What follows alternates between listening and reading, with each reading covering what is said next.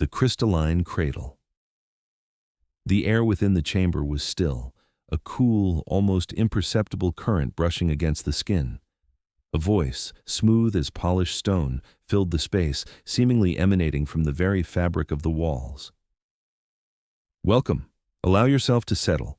There's no urgency here, only presence."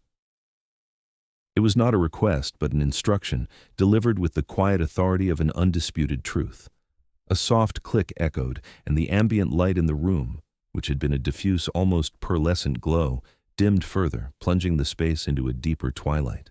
The scent of ozone, faint and sharp, became more pronounced, a clean, sterile tang. "Close your eyes," the voice continued, its cadence unhurried, each word perfectly articulated.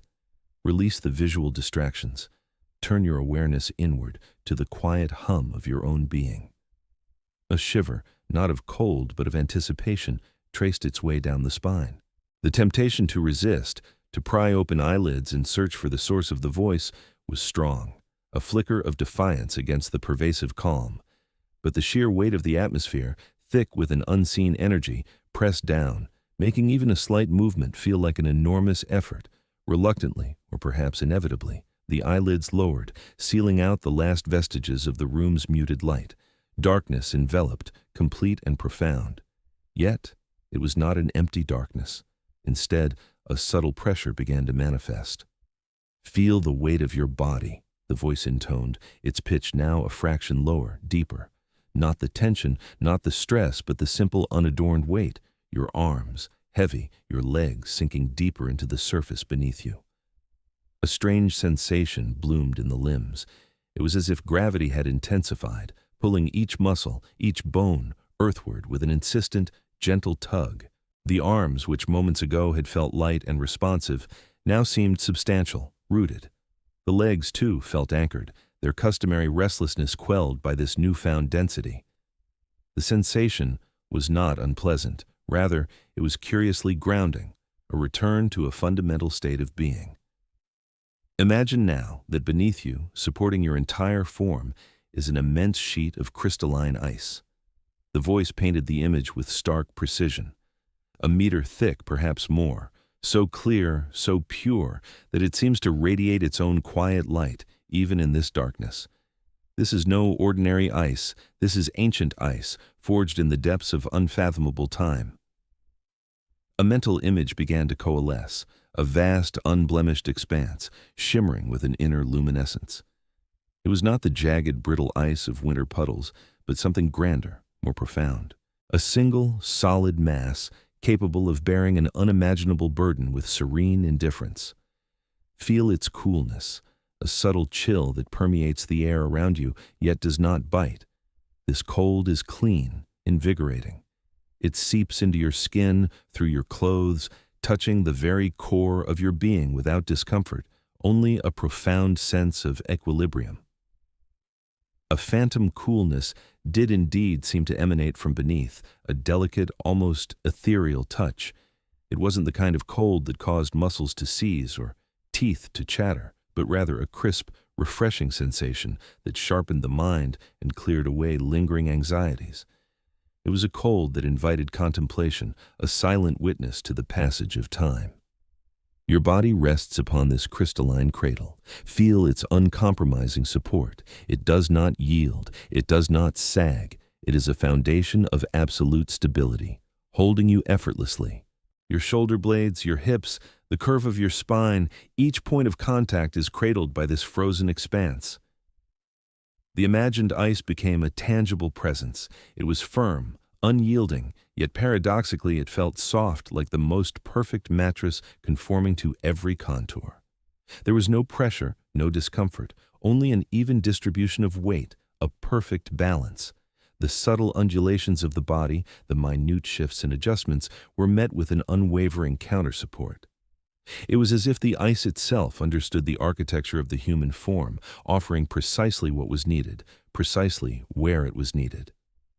Allow your weight to fully surrender to this surface. Let go of any effort to hold yourself up, to maintain any particular posture. The ice holds you. You are completely supported. With that instruction, a deeper relaxation set in. The last vestiges of muscular tension, the subconscious clenching and bracing, dissolved. It was a complete capitulation, a profound release into the care of this imagined crystalline sheet. A lightness spread through the chest, even as the limbs felt heavier, more grounded. It was a paradox, this feeling of both weight and weightlessness, and inner spaciousness amidst profound physical anchoring. The air, still carrying that faint ozone scent, seemed to grow even crisper, invigorating the lungs with each slow, deliberate breath. The silence, previously a mere absence of sound, now felt like a living entity, vast and encompassing, a space where thoughts could drift and dissolve like vapor. There was only the gentle pressure of the imagined ice, the evenness of the body's weight, and the quiet authority of the voice guiding the journey deeper into the stillness. Journey to the immense quiet. The quietude, once a gentle hum within, deepened into a profound stillness. The imagined crystalline ice, a foundation of internal serenity, expanded, stretching beyond physical confines. It became a vast, undulating plain, not of thought, but of pure, undifferentiated being. The sensation of being held, cradled by ancient formations, yielded to an awareness of resting upon something immense, ancient in its own right. This transition unfolded seamlessly, as if the inner landscape had blossomed into an external reality. The air, previously a concept, now materialized as a crisp, biting presence, filling the lungs with an invigorating chill. It carried the faint, almost imperceptible scent of purity, of vast, untouched spaces. This was not the confined air of a room, but the unbridled breath of a continent, filtered through an endless expanse of frozen silence. Slowly, eyes that had been closed for the inner journey now opened. Brilliance, sharp and reflective, glinted off a surface stretching to the very edge of perception. This was Lake Baikal, not as a name, but as an overwhelming, tangible presence. It lay before them, an unfathomable body of water, held captive by winter's embrace, its surface a testament to the colossal forces shaping the world. The scale was breathtaking, eclipsing any sense of individual significance. It was a space so immense the human mind struggled to grasp its boundaries, a boundless canvas of white and muted blues beneath a pale, expansive sky. The ice surface offered a study in subtle variations. It wasn't uniformly flat, but presented a gentle, almost imperceptible undulation, hinting at the living forces beneath. In places, it was a sheer, reflective pane, mirroring the sky with startling accuracy. Elsewhere, the wind had textured it, forming delicate, ephemeral patterns that shifted with the light. No discernible landmarks broke the vast, uninterrupted expanse, a flat, gleaming plain that seemed to stretch into infinity. The horizon, a distant, hazy line where ice merged with the pale winter sky, created an almost seamless transition between earth and heaven. A clean, crisp air, so pure it felt like a physical cleansing, flooded the lungs with each breath. Devoid of impurities, this pristine essence sharpened the senses.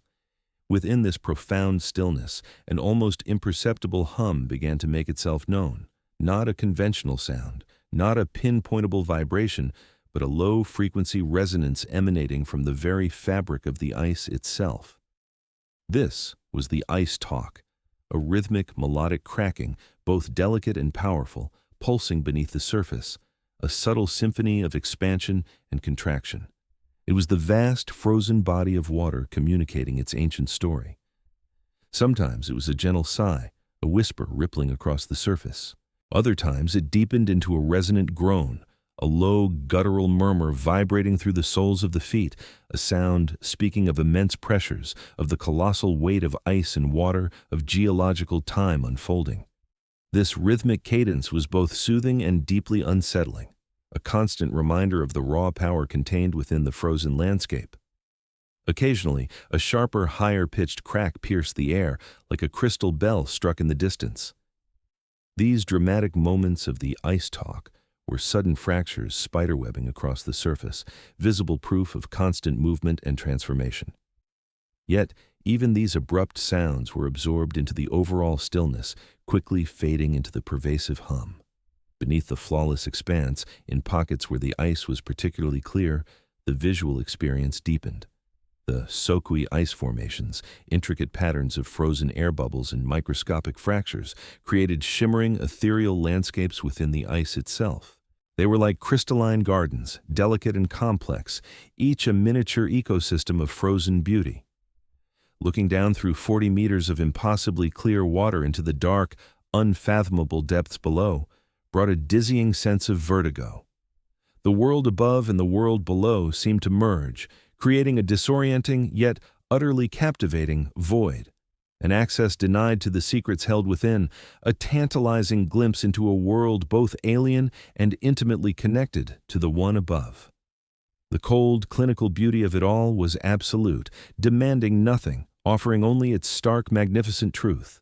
The individual, once grounded in their own internal space, was now an observer, a minute speck on the surface of an overwhelming majesty. The transformation was complete. The journey had begun. The whisper of the frozen lake. Now, a voice, raspy yet somehow light, cut through the biting stillness. You must listen. The air, already thin and sharp, seemed to vibrate with an unspoken command.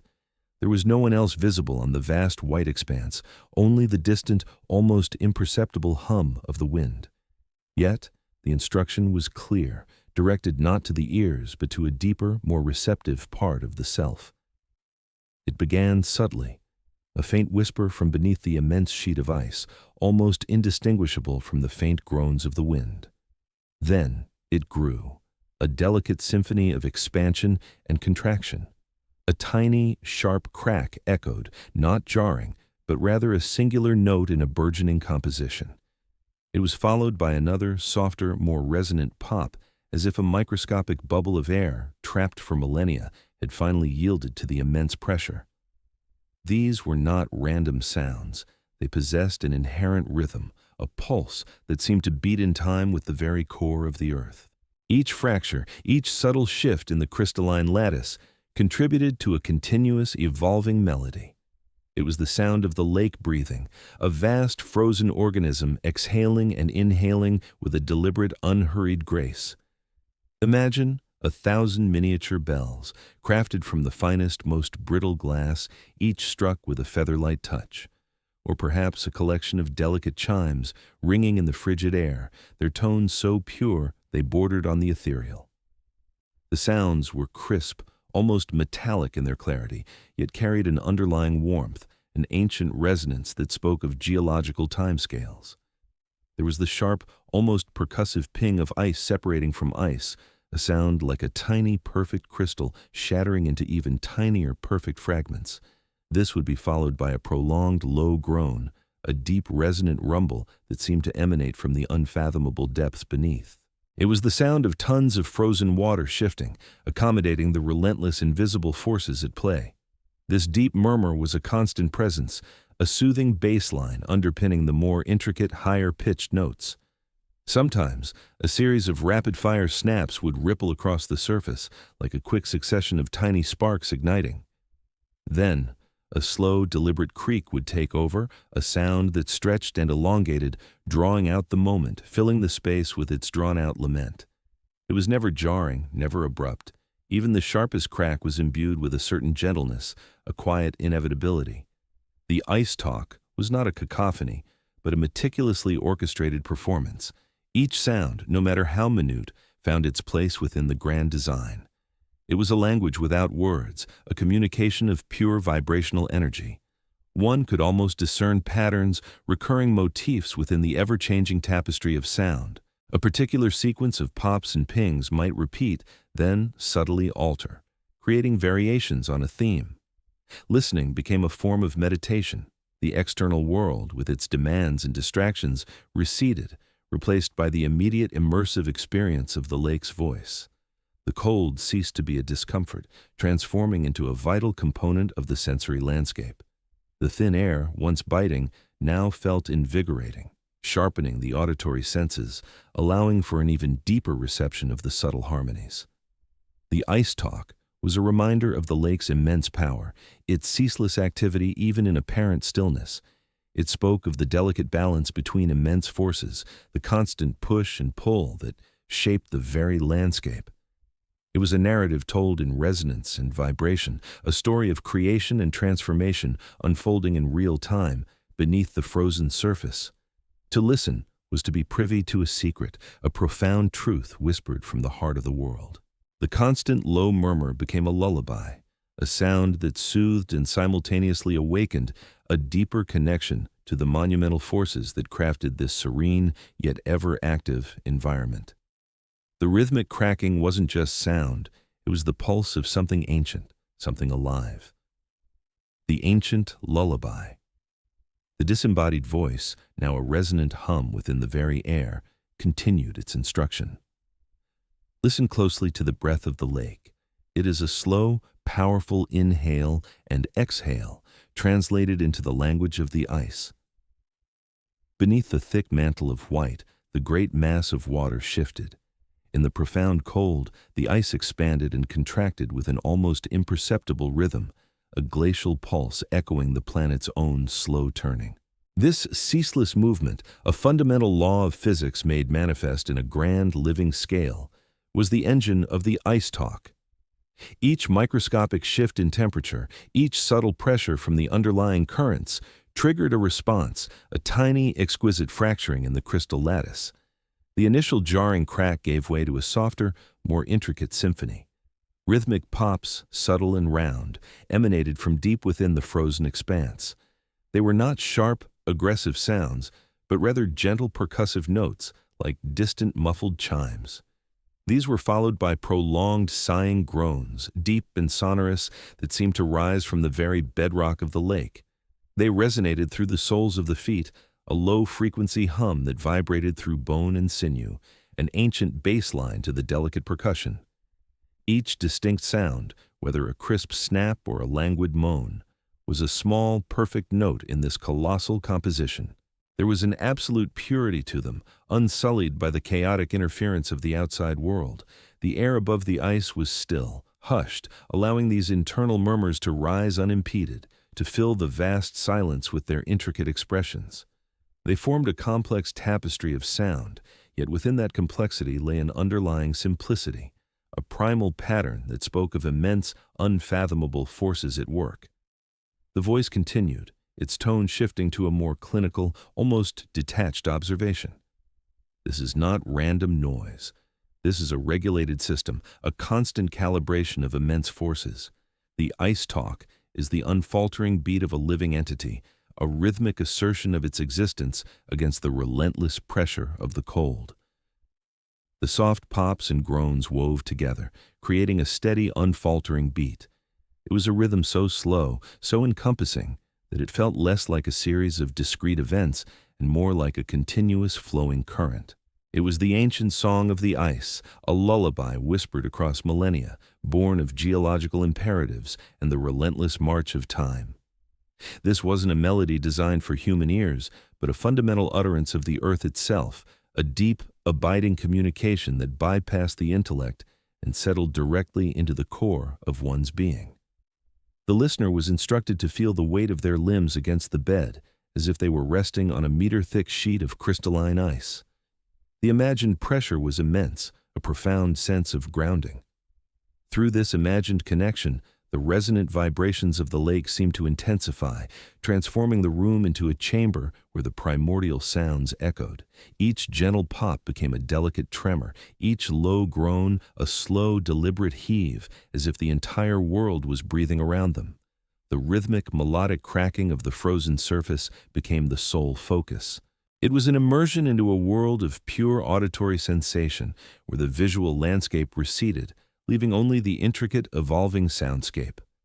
The immense body of water beneath the ice communicated its story in this complex acoustic language, revealing the constant transformations occurring within its depths. The voice then introduced the concept of sokui, ice formations, describing their peculiar textures.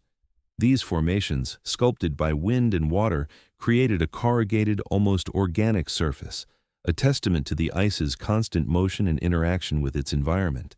Each ridge and crevice on the surface was a subtle amplifier, a modulator of the sounds emanating from below, adding another layer of complexity to the ancient lullaby. Finally, the voice directed the listener's gaze downwards through the imagined 40 meters of clear water. The crystalline clarity of the ice allowed an unnerving glimpse into the dark, unfathomable depths below. This sudden, profound sense of vertigo, of staring into an abyss, was startling. Yet, even in that disorienting void, the rhythmic song of the ice persisted, a steadfast anchor in the face of the immense silent darkness. The cold, clinical precision of the voice, coupled with the profound, ancient sounds, created an atmosphere of detached wonder, an access denied to emotional interpretation, yet an undeniable gateway to a deeper, primal understanding. The ice talk was not merely sound. It was a revelation, a living pulse, a profound, unfaltering lullaby from the heart of the lake itself. It was a testament to the lake's enduring power, its ceaseless transformation, and its quiet, ancient wisdom. And in listening, truly listening, one began to perceive the immense, unfathomable rhythm that governed not just the lake, but the very fabric of existence. Sokui, sculptures of silence. Now, draw your focus away from the immense, unfathomable depths, from the rhythmic groan and delicate sigh of the ice, and direct your gaze to the immediate surface. Look closer. Not at the horizon, not at the distant snow-dusted shores, but at the very skin of the frozen lake. There you will find the sokui. These are not the dramatic, jagged shards of ice that might come to mind, nor are they the grand crystalline formations that gleam under a winter sun. The sokui are far more subtle, a quiet testament to the lake's ceaseless activity, even in its most frozen state. Imagine them as tiny frozen waves, ridges, and bumps, sculpted by the wind and the subtle currents that persist even beneath the ice. They are the lake's fleeting memories, momentarily captured, then released. Observe their appearance. The sokui are remarkably clear, almost invisible against the vast transparency of the ice itself. They are not opaque, not frosted, but rather like miniature undulations of pure, solidified water. In certain light, they might catch a stray glint, revealing their presence, but mostly they blend, a texture without a distinct hue. They are the quiet hum in the visual symphony of the lake, present but not demanding attention. It is in this subtlety that their true nature as an integral part of the ice talk is revealed. They do not shout, they modulate. Allow your mind to reach out to imagine the sensation of your fingertips gliding over these formations. Feel the gentle texture beneath your imagined touch. There is no sharp edge, no abrasive roughness. Instead, envision a series of delicate, smooth undulations. A barely perceptible rise, a soft dip, a series of minute, frozen ripples. This is not the coarse grain of packed snow, nor the slick, unyielding plane of polished glass. It is a nuanced landscape, a topography of minimal elevation. Think of it as a braille for the unseen forces that shaped it. Each minute ridge, each gentle bump, is a record of a whisper of wind, a subtle shift in temperature, a microscopic tremor from the colossal mass beneath. They are the punctuation marks in the silent language of the lake, guiding the flow, altering the cadence of the larger sounds. When the deep groans resonate, the soki act as miniature resonators, subtly altering the propagation of the sound, adding a layer of intricate complexity to the acoustic landscape. They are not the source of the sound, but rather the modifiers, the tiny instruments that add a unique timbre to the lake's ancient lullaby. Consider the implications of such minute details on such a vast scale. An entire lake, immense and unfathomable, covered in these barely visible tactile whispers. It speaks to a level of intricacy that often goes unnoticed, a continuous microscopic negotiation between the elements. The ice is not a monolithic, inert slab, but a living, breathing skin, constantly adjusting, constantly communicating. The sokui are the evidence of this constant calibration, the fine-tuning of an immense organic mechanism. The experience of perceiving the sokui is one of intimate engagement with the surface. It requires a shift from broad observation to meticulous examination. It is an exercise in discerning the subtle, in appreciating the minute details that contribute to the grandeur of the whole. This is not a passive observation. It is an active seeking, a deliberate focusing of attention on what might otherwise be overlooked. As you continue to imagine your fingertips tracing these delicate forms, allow yourself to sink deeper into this state of focused awareness. The cold is a distant concept, the weight of your limbs against the bed, a grounding presence. You are merely an observer, a consciousness attuned to the nuances of this frozen world. The sokui are not simply ice, they are solidified time, etched movements, a tangible record of the lake's ceaseless living process. They bridge the gap between the colossal sounds of the deep ice and the silent visual narrative of the surface, connecting the auditory and the tactile in a singular, profound experience. The window to the deep. The air, a sterile sheath around her, pressed lightly as she shifted her weight. Beneath her boots, a sheer, unblemished expanse of ice stretched, an impossible 40 meters thick. It was less a surface and more a suspended reality, a transparent floor to an inverted sky. She imagined herself a solitary figure on this colossal pane, a fragile dot against the immense, unyielding clarity. The sun, a distant, sterile orb, poured down, not just illuminating the surface, but plunging its pristine light through the very body of the ice. It was a window, not just to the immediate beneath, but to an unfathomable world held in suspended animation. Her gaze drifted downward, past the meticulous striations of the sokui, past the faint, almost imperceptible inclusions of ancient air bubbles caught in time. The ice itself was so devoid of imperfection, so utterly pure, that it ceased to be a barrier and became an optical lens, magnifying the serene world below. It was an alien sensation, this direct, unmediated view into a liquid realm, unmarred by the usual distortion of ripples or reflections. The water, an impossible azure at this depth, seemed to hold its breath, motionless and profoundly still. Far, far below, at the very edge of visual perception, she began to discern the spectral outlines of submerged topography. Not distinct boulders or reefs, but suggestions, ghost-like undulations of a seabed lost to the sun's direct embrace. They were like the memories of mountains, softened by the crushing weight of water and the endless erosion of time. Their forms were indistinct, lacking the sharp edges of the land above, hinting at a landscape utterly alien, shaped by forces unknown to the terrestrial world.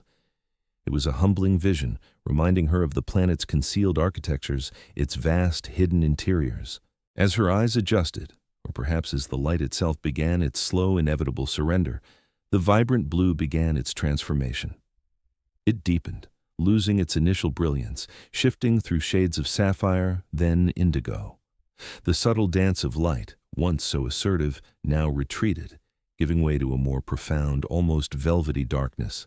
The distant spectral rocks became even fainter, dissolving into the encroaching gloom.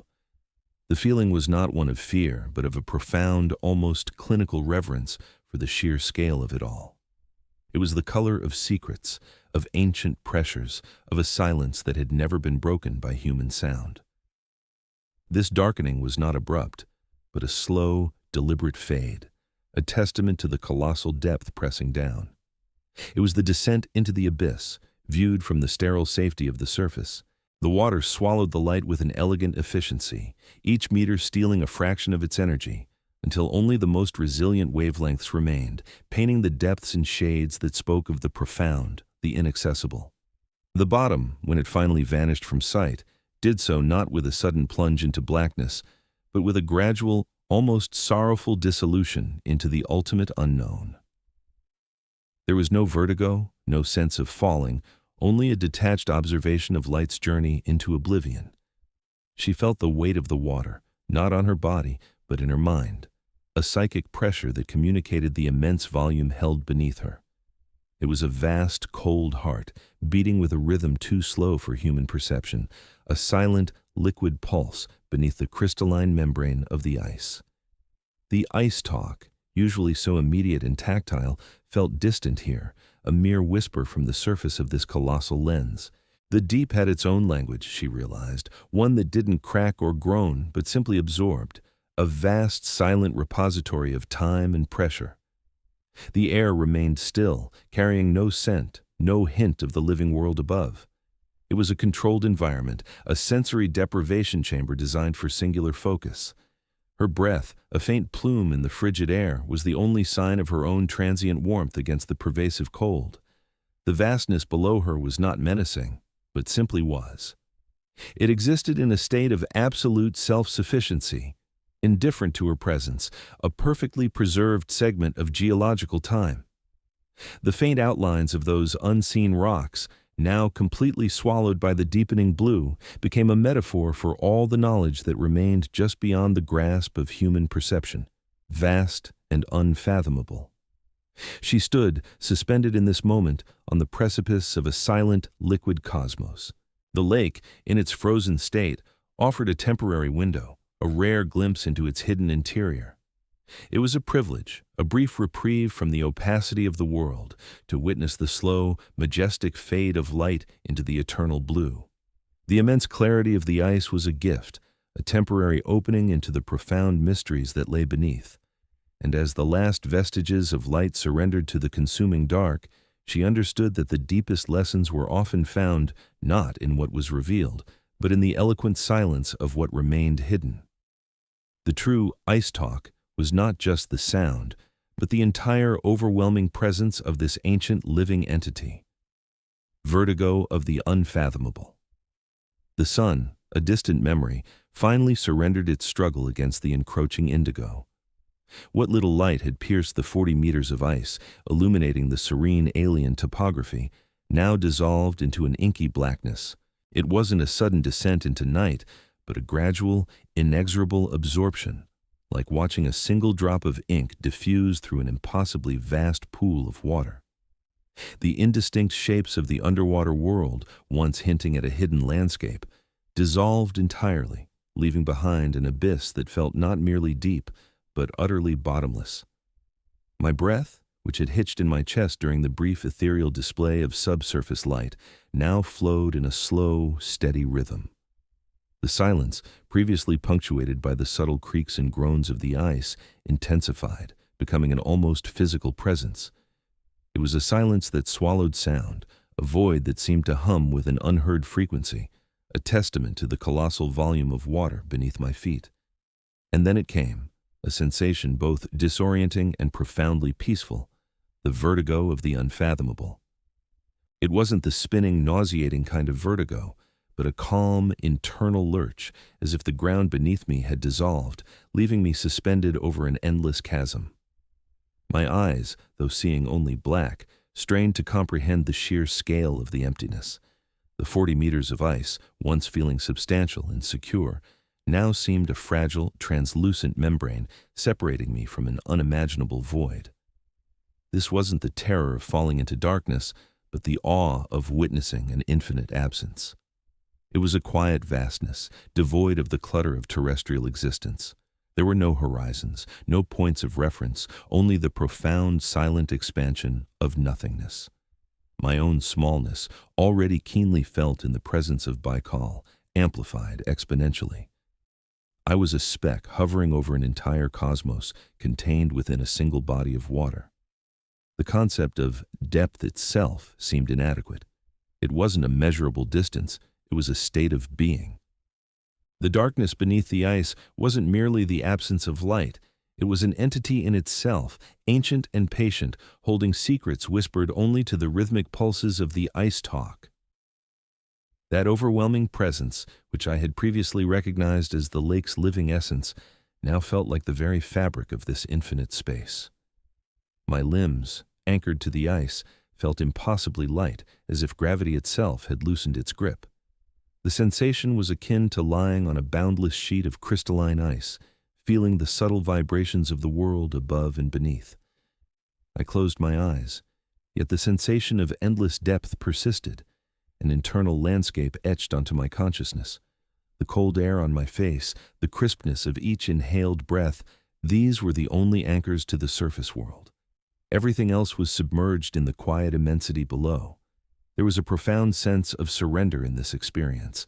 The human mind, accustomed to boundaries and definitions, struggled to grasp the sheer, unquantifiable nature of it all. Yet, there was no struggle, no fear, only a calm acceptance, emerging with the vast, quiet expanse.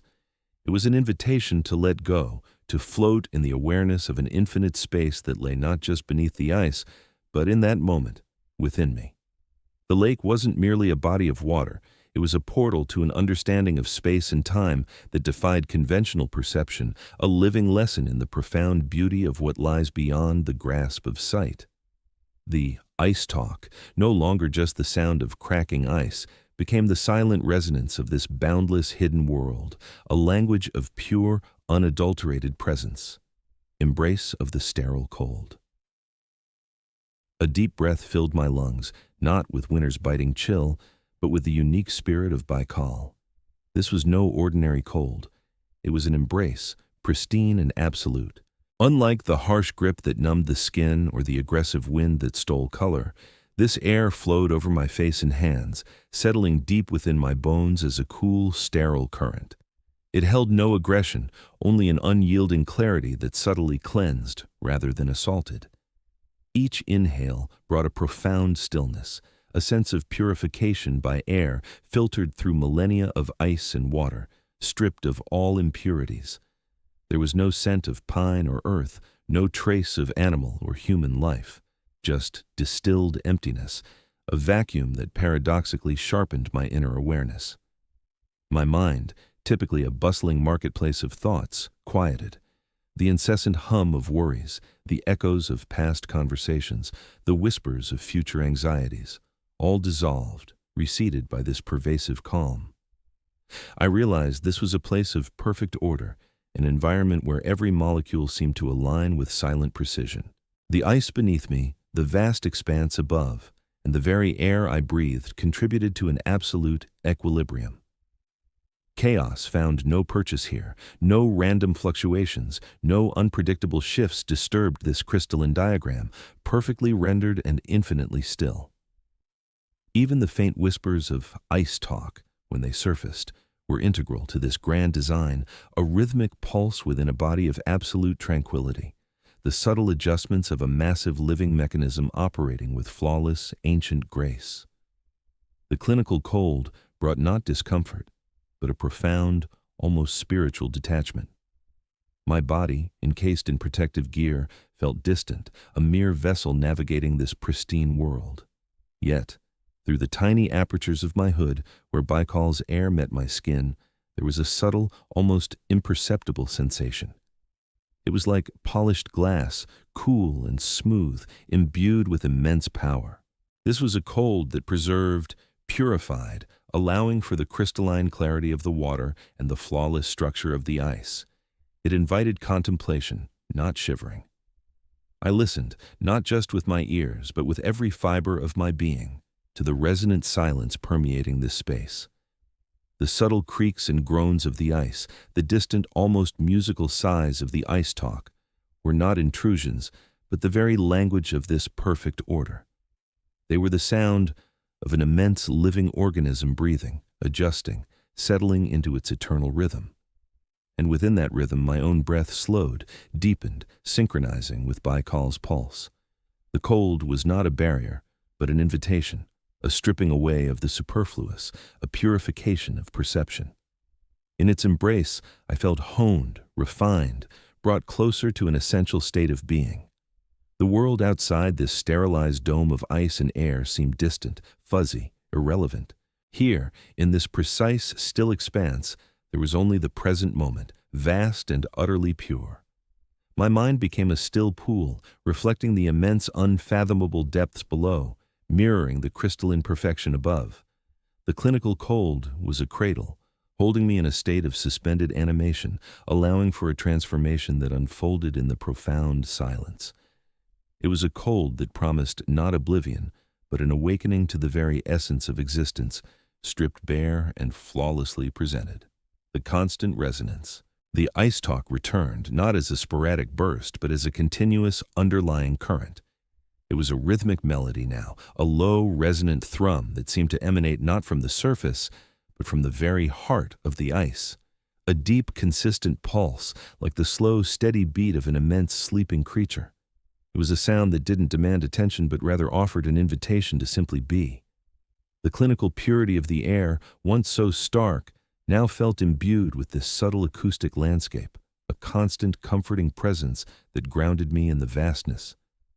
This wasn't the sharp, fracturing language of transformation I had once sought to decipher.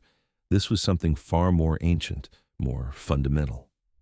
It was the lake's immense and silent power made audible, a gentle reminder that beneath the crystalline surface lay depths unfathomable, worlds unseen, all held in a state of profound, unwavering equilibrium. The rhythmic cracking wasn't a distress signal or a message in code. It was the lake breathing, a vast living organism expressing its inherent being. Each creak, each groan, each faint bell-like chime was a confirmation of its steadfast presence, a sonic anchor in the boundless white expanse. I found myself leaning into the sound, allowing its steady cadence to seep into my own rhythm. The chill that had once sharpened my senses now blended with this acoustic embrace, creating a peculiar kind of warmth within. It was the warmth of utter certainty, of being held within a system so perfectly ordered, so anciently wise, that all personal anxieties and strivings dissolved. The surface, with its intricate lacework of soaky formations, no longer felt like a barrier to be overcome, but an extension of this deep, constant resonance. The intricate patterns, once individual marvels, now appeared as visual manifestations of the same rhythmic forces that produced the ice talk, fractal expressions of an underlying cosmic pulse. The vertigo that had previously accompanied glimpses into the 40-meter deep abyss, a dizzying descent into the dark, now felt different. It wasn't a plunge into an unknown void, but a quiet acknowledgement of the immense, silent power that resided there. The ice talk was a delicate counterpoint to that profound silence, a whisper from the depths assuring me of their presence without ever revealing their secrets. It was a language of reassurance, not revelation. This steady acoustic landscape became my constant companion. Whether gazing at the distant hazy mountains or observing the microscopic air bubbles trapped within the ice, the rhythmic melody underscored every perception. It was a sound that didn't just exist around me, but seemed to resonate through me, aligning my internal state with the unwavering pulse of Baikal. The sterile cold, once a purifier, now felt like a conduit for this deep, consistent presence, allowing the lake's ancient wisdom to permeate every fiber of my being. There was no urgency to understand, no pressure to interpret, only to listen, to simply be. The lake, in its immensity, was not demanding, it was offering a space where the superficial peeled away, where the true essence of existence could be felt, not through grand pronouncements, but through the gentle, unceasing rhythm of its frozen surface. The ice talk wasn't a complex narrative. It was a lullaby, a timeless hum that spoke of consistency, of an enduring power that transcended the fleeting moments of human experience. It was the sound of everything settling into its rightful place, a profound harmony born from the interplay of immense depth and crystalline surface. My connection to Baikal deepened, transforming from an intellectual pursuit into an intuitive knowing. The lake was not just an environment, it was a living entity, vast and complex, and its ice talk was the steady beat of its ancient heart.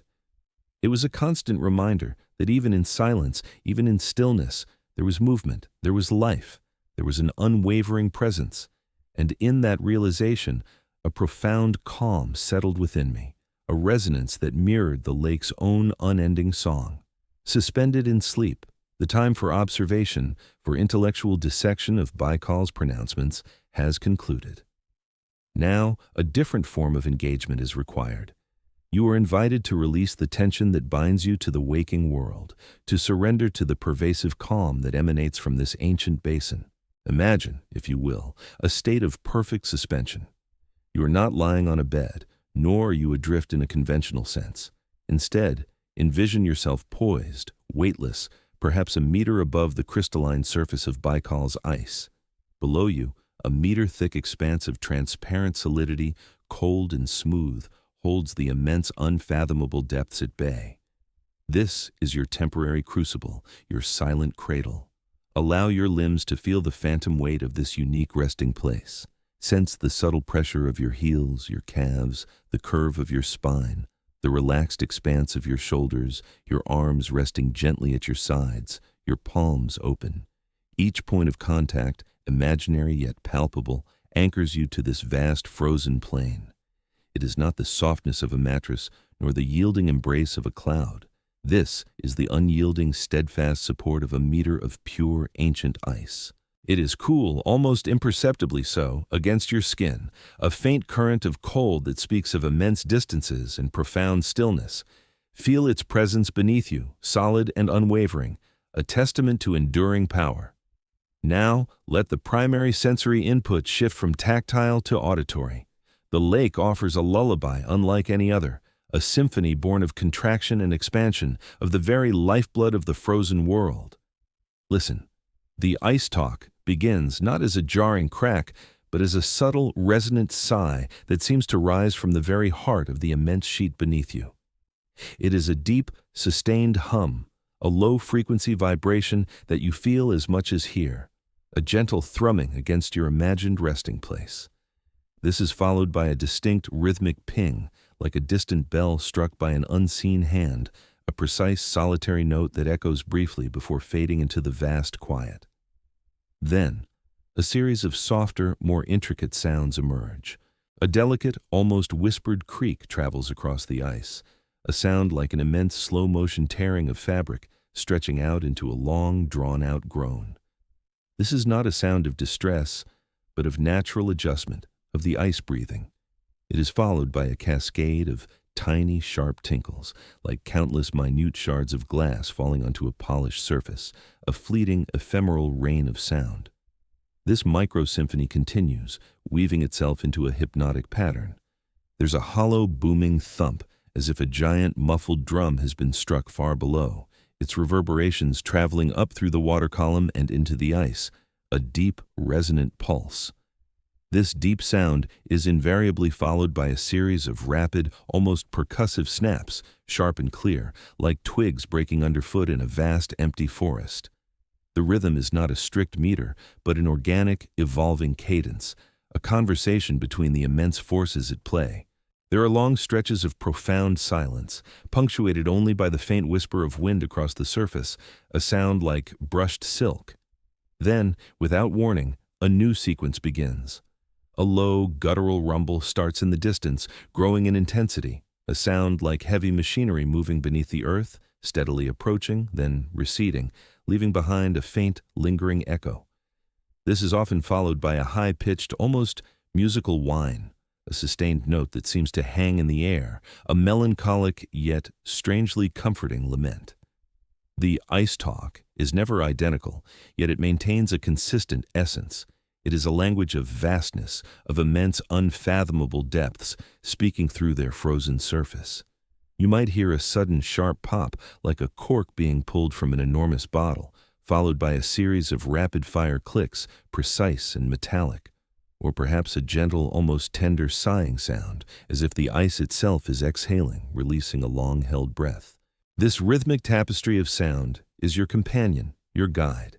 It is a constant, yet never intrusive presence, a reassuring pulse in the profound quiet.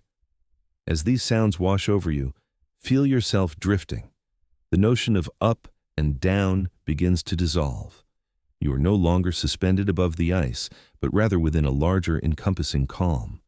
The sensations of your limbs resting against the crystalline surface gradually soften, becoming less distinct, fading into a generalized awareness of gentle support. The coolness recedes, replaced by a neutral comfort, a perfect thermal equilibrium.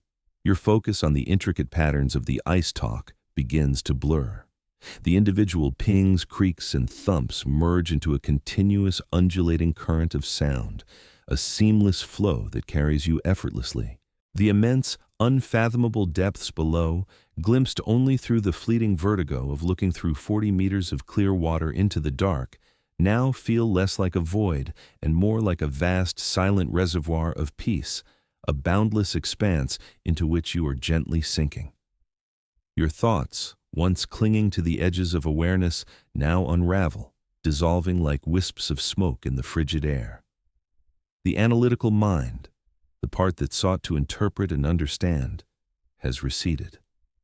There is only a profound state of being, of effortless existence. The rhythmic song of the ice, now a distant soothing murmur, becomes the very rhythm of your own breath, slow and deep, perfectly synchronized. You are drifting, effortlessly, into a profound and peaceful sleep. The boundaries of yourself expand, merge with the vastness around you. You are part of the ice, part of the immense, unfathomable water below, part of the quiet, rhythmic conversation of Baikal. The clinical coldness of the initial instruction transforms into a protective embrace, a profound stillness that holds you securely. The final moments are quiet, exquisitely so. The ice talk softens further, becoming a barely perceptible whisper, a faint echo in the profound silence of your slumber. Your breath deepens, even and consistent. There is no tension, no effort, only a deep, unwavering calm. You are suspended, not above but within, the boundless embrace of Baikal. Rest now. The deepening hum. The first tremor wasn't an auditory event, but a deep, resonant thrumming through the bedrock, a vibration bypassing the observer's ears and instead resonating within its ancient, perceiving essence. It was a geological language, a planetary whisper of shifting plates and the slow grind of eons.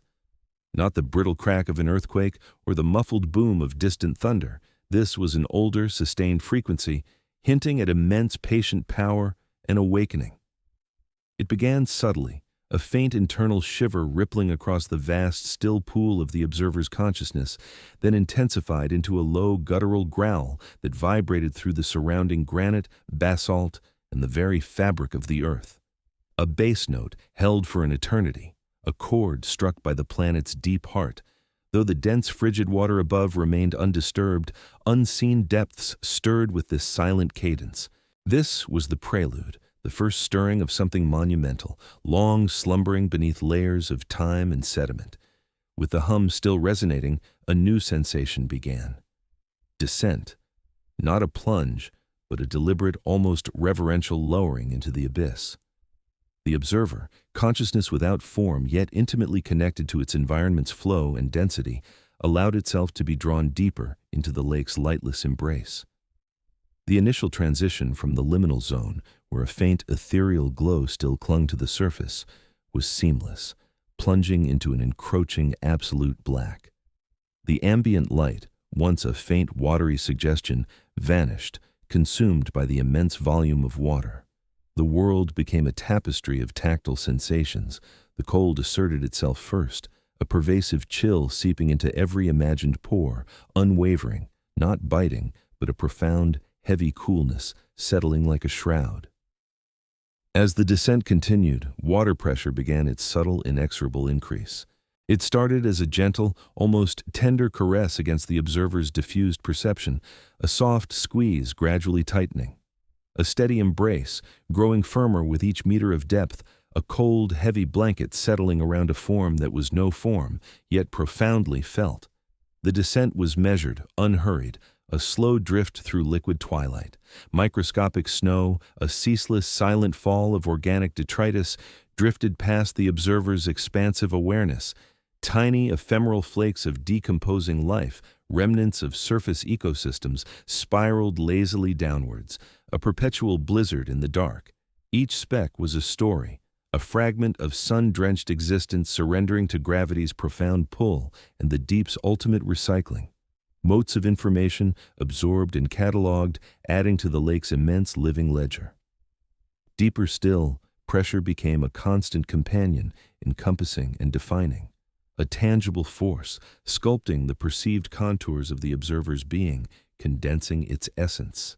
The water, no longer a mere medium, became an active participant, a dense, living force.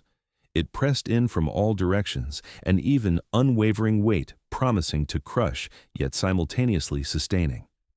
Then the Golomyanka appeared, a spectral presence in the profound darkness. translucent, almost entirely boneless, its body a shimmering bag of oil. It drifted past, a ghost in the vast silence. It moved with ethereal grace, propelled by minute fin undulations, perfectly adapted to this world of crushing pressure and eternal night. More liquid than solid, a living embodiment of the lake's properties, a testament to extreme conditions. The observer perceived its delicate internal structure, the subtle shimmer of its oily tissues, its barely perceptible heartbeat, a faint tremor in the immense silence. A marvel of biological engineering, a living paradox where surface logic dictated no such delicate life should exist. Utterly oblivious to the observer's presence, the Golomianka continued its slow, aimless drift. A creature of profound inertia, conserving energy where sustenance was scarce, and life a slow, deliberate act. Its large, dark eyes, adapted to gather the faintest photon, seemed to stare into an infinity of nothingness, yet registered microscopic movements in the water, subtle currents, the endless fall of organic snow. The silence was absolute, a profound, heavy stillness swallowing all sound, even the internal hum still resonating from the earth's depths. It was the silence of geological eons, a quietude so immense it felt like a presence itself. Here, sound waves struggled against water density, their energy quickly dissipated, leaving only profound, unyielding quiet. The observer, without ears, perceived this silence as an absence, a void allowing unparalleled clarity of thought and expansion of its own inner landscape. The descent continued, pressure mounting, cold deepening, silence intensifying.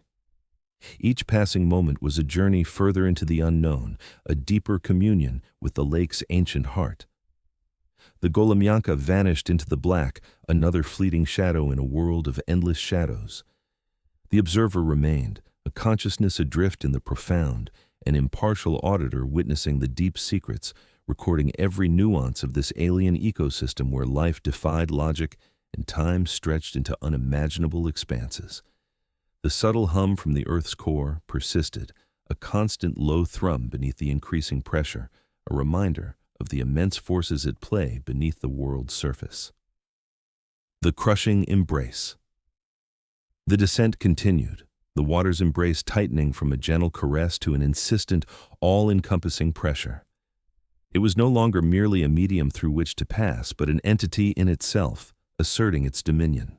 Every infinitesimal fragment of the observer's non-form felt compressed, not painfully, but profoundly, as if its very essence was being molded, refined, by the colossal weight of the overlying world.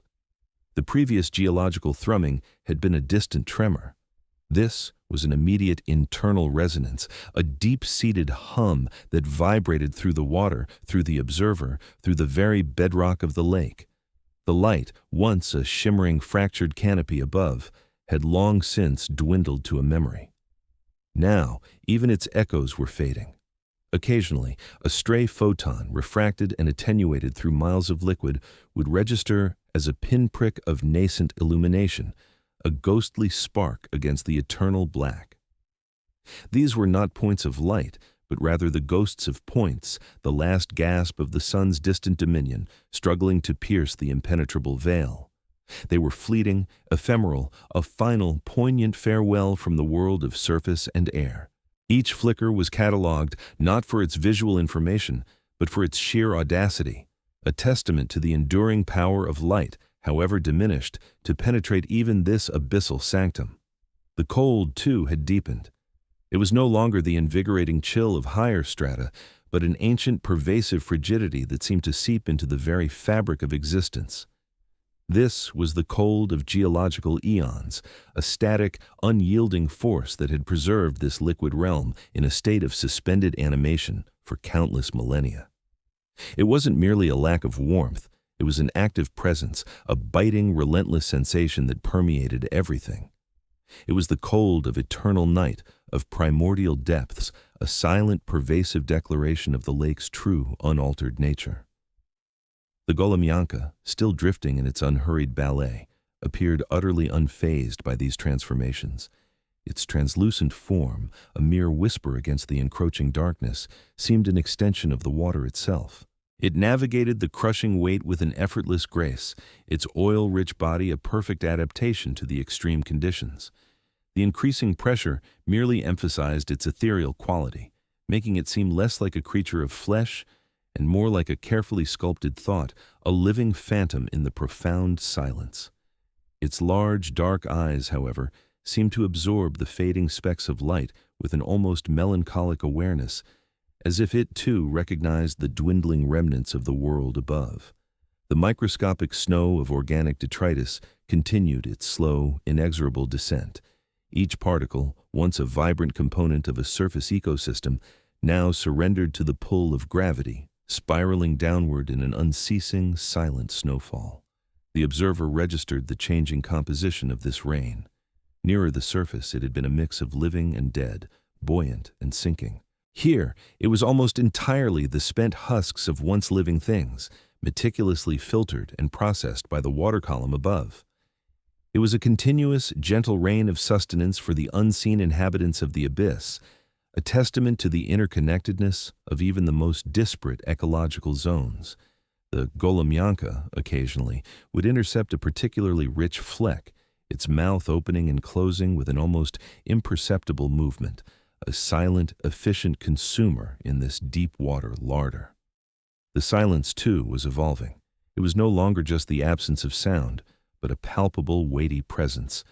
The distant hum of the Earth's core was now a steady internal thrum, a part of the silence rather than an interruption. It was the silence of absolute isolation, of an environment so alien and remote that the very concept of external sound felt irrelevant. This profound quiet amplified the observer's own internal processes, making its cataloging and perception sharper, more focused. Every subtle shift in pressure, every minute change in temperature, every fleeting ghost of light was registered with an unparalleled clarity. The observer deepened its penetration, drawn by an imperative it did not yet fully comprehend. The core of the lake, the true heart of this colossal liquid entity, beckoned. The crushing embrace was now complete, a stable, unmoving force that had become the new normal. The fading specks of light were almost entirely gone, mere flickers in the observer's memory banks. The ancient cold had settled in, a constant, unchanging companion. This was the deep, the true abyss, and the observer was merely at its threshold, poised to delve into secrets far older and more profound than any surface dweller could ever conceive. The golomyanka, a silent guide, continued its effortless drift, leading the way into the ultimate crushing embrace of the unknown. Microscopic snowfall. The descent continued, a deliberate plunge into the abyssal quiet. Here, where the last whispers of surface light had long since been extinguished, a new kind of luminescence began to manifest. Not the fiery glow of the sun, nor the ethereal shimmer of bioluminescence, but a silent, ceaseless rain. It began as an almost imperceptible haze, a faint, almost oily suspension in the water, only to resolve itself into a myriad of individual motes, each one a universe of its own. This was the microscopic snowfall, a perpetual glittering cascade of organic detritus. It drifted down from the sunlit world above, a constant offering from the living to the dying, and from the dying to the reborn. Each speck, no larger than a grain of dust, held the ghost of a prior existence, a fragment of a phytoplankton bloom, a sloughed-off skin cell from a surface creature, a spore released from some unseen aquatic plant. The observer, now a part of this liquid tapestry, felt each particle brush past its non-existent form, a feather-light touch carrying the weight of geological eons. It was a ballet of the infinitesimal, a slow, mesmerizing drift that defied the usual laws of gravity. Instead of plummeting, these particles descended with a grace born of their minuscule mass and the viscous embrace of the deep water. They tumbled and spun, catching the faint ambient glow that seemed to emanate from the water itself. A phantom light that hinted at the profound energy cycling through this dark realm. The observer cataloged the endless variations in their forms. Some were perfect spheres, others jagged shards, still others delicate, filigreed structures that seemed to dissolve even as they descended. The golomyanka, ever the silent guide, moved through this falling snow with effortless ease, its translucent form barely disturbing the current. It was a creature perfectly attuned to this perpetual banquet, its mouth a subtle, almost invisible sieve, constantly filtering the water for these falling morsels. The observer perceived the Golomyanka's internal processes, a gentle hum of digestion, a testament to the efficient recycling of life in this extreme environment. The fish was not a predator in the conventional sense, but a harvester, a living expression of the deep's reliance on the gifts from above. This wasn't merely decay, it was sustenance. Every fragment, no matter how small, carried the encoded information of life, a legacy passed down through countless generations. The observer understood that this snowfall was the very foundation of the deep water ecosystem, a continuous input of energy that fueled the strange and wonderful creatures that called this lightless world home. Without it, the vast silent depths would be truly barren, a void devoid of even the most rudimentary life. The pressure continued its relentless embrace, a constant reminder of the incredible forces at play. Yet, within this crushing grip, the microscopic snow continued its descent, a gentle, unwavering affirmation of life's tenacity. The observer felt the sheer volume of it, the cumulative weight of countless living things that had surrendered their forms to the cycle. It was a humbling sensation, a profound connection to the interconnectedness of all things, from the brightest surface to the darkest abyss. Each particle told a story, a fleeting whisper of a life lived, a purpose fulfilled. The observer, in its formless state, absorbed these narratives, feeling the echo of sunlight and the memory of photosynthesis in the very fabric of these descending specks. It was a slow, deliberate form of communication, a testament from the world above to the world below, a promise of continued sustenance, a guarantee of life's unwavering persistence. The silence of the deep was not an emptiness, but a canvas upon which this endless glittering snowfall painted its masterpiece of life and decay, creation and consumption. The observer was not merely witnessing this phenomenon, it was becoming an integral part of it, a consciousness woven into the very fabric of the deep's primordial secrets. The threshold was near, and with each falling speck, the mystery deepened. The ghost of the deep. The descent continued, a slow, methodical relinquishing to the profound weight of the abyssal quiet. The microscopic snowfall, a constant, gentle rain of organic detritus, had become the observer's most reliable companion, a steady measure of the relentless march of life even in this crushing realm. Each particle, infinitesimal yet packed with the sun's distant memory, fueled the unseen architecture of this deep water world. The observer, now less a distinct entity and more a circulating current of awareness, registered the increase in pressure not as a burden, but as an ever-tightening embrace, a cold, dense comfort that seeped into its very essence, recalibrating its perception of existence. Then, a flicker. A disturbance in the otherwise uniform drift of particles, a ripple in the fabric of the profound stillness. It wasn't a shadow, for shadows implied a light source, and here, true light was an ancient myth. Instead, it was an absence of the familiar, a region where the microscopic snow seemed to part and flow around an unseen obstacle. The observer shifted its focus, a subtle rearrangement of its pervasive awareness honing in on the anomaly. Slowly, almost imperceptibly, a form began to coalesce from the shimmering distortion.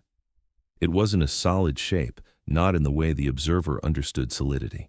It was more akin to a living current, a faint, almost invisible outline against the deeper black. As it drew nearer, propelled by an unseen, languid undulation, its unique nature revealed itself. No scales adorned its surface, no reflective sheen betrayed its presence. It was utterly, breathtakingly clear, a creature spun from the very water itself, a ghost in the vast, silent ocean. This was the Golomyanka.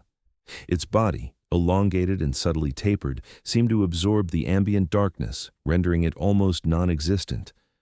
Only the faintest pearlescent glimmer, a fugitive dance of light on its interior structures, hinted at its true form. The observer's perception, now finely tuned to the subtle energies of the deep, registered an extraordinary composition. This creature was a living paradox, a marvel of adaptation. Instead of bone and muscle, its internal architecture was a delicate matrix saturated with oil. This wasn't merely a layer of fat, it was an integral part of its very being, a low-density lipid that permeated its tissues, rendering it buoyant and almost perfectly neutral in its deep-water environment.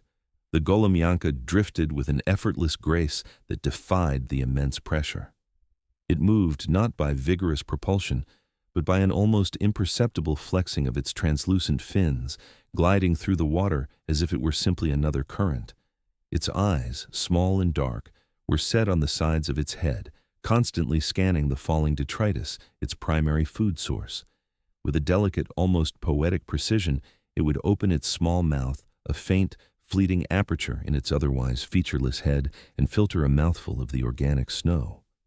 This was sustenance, the slow, steady intake of the fragmented remains of life from the world above, recycled and repurposed in the eternal twilight.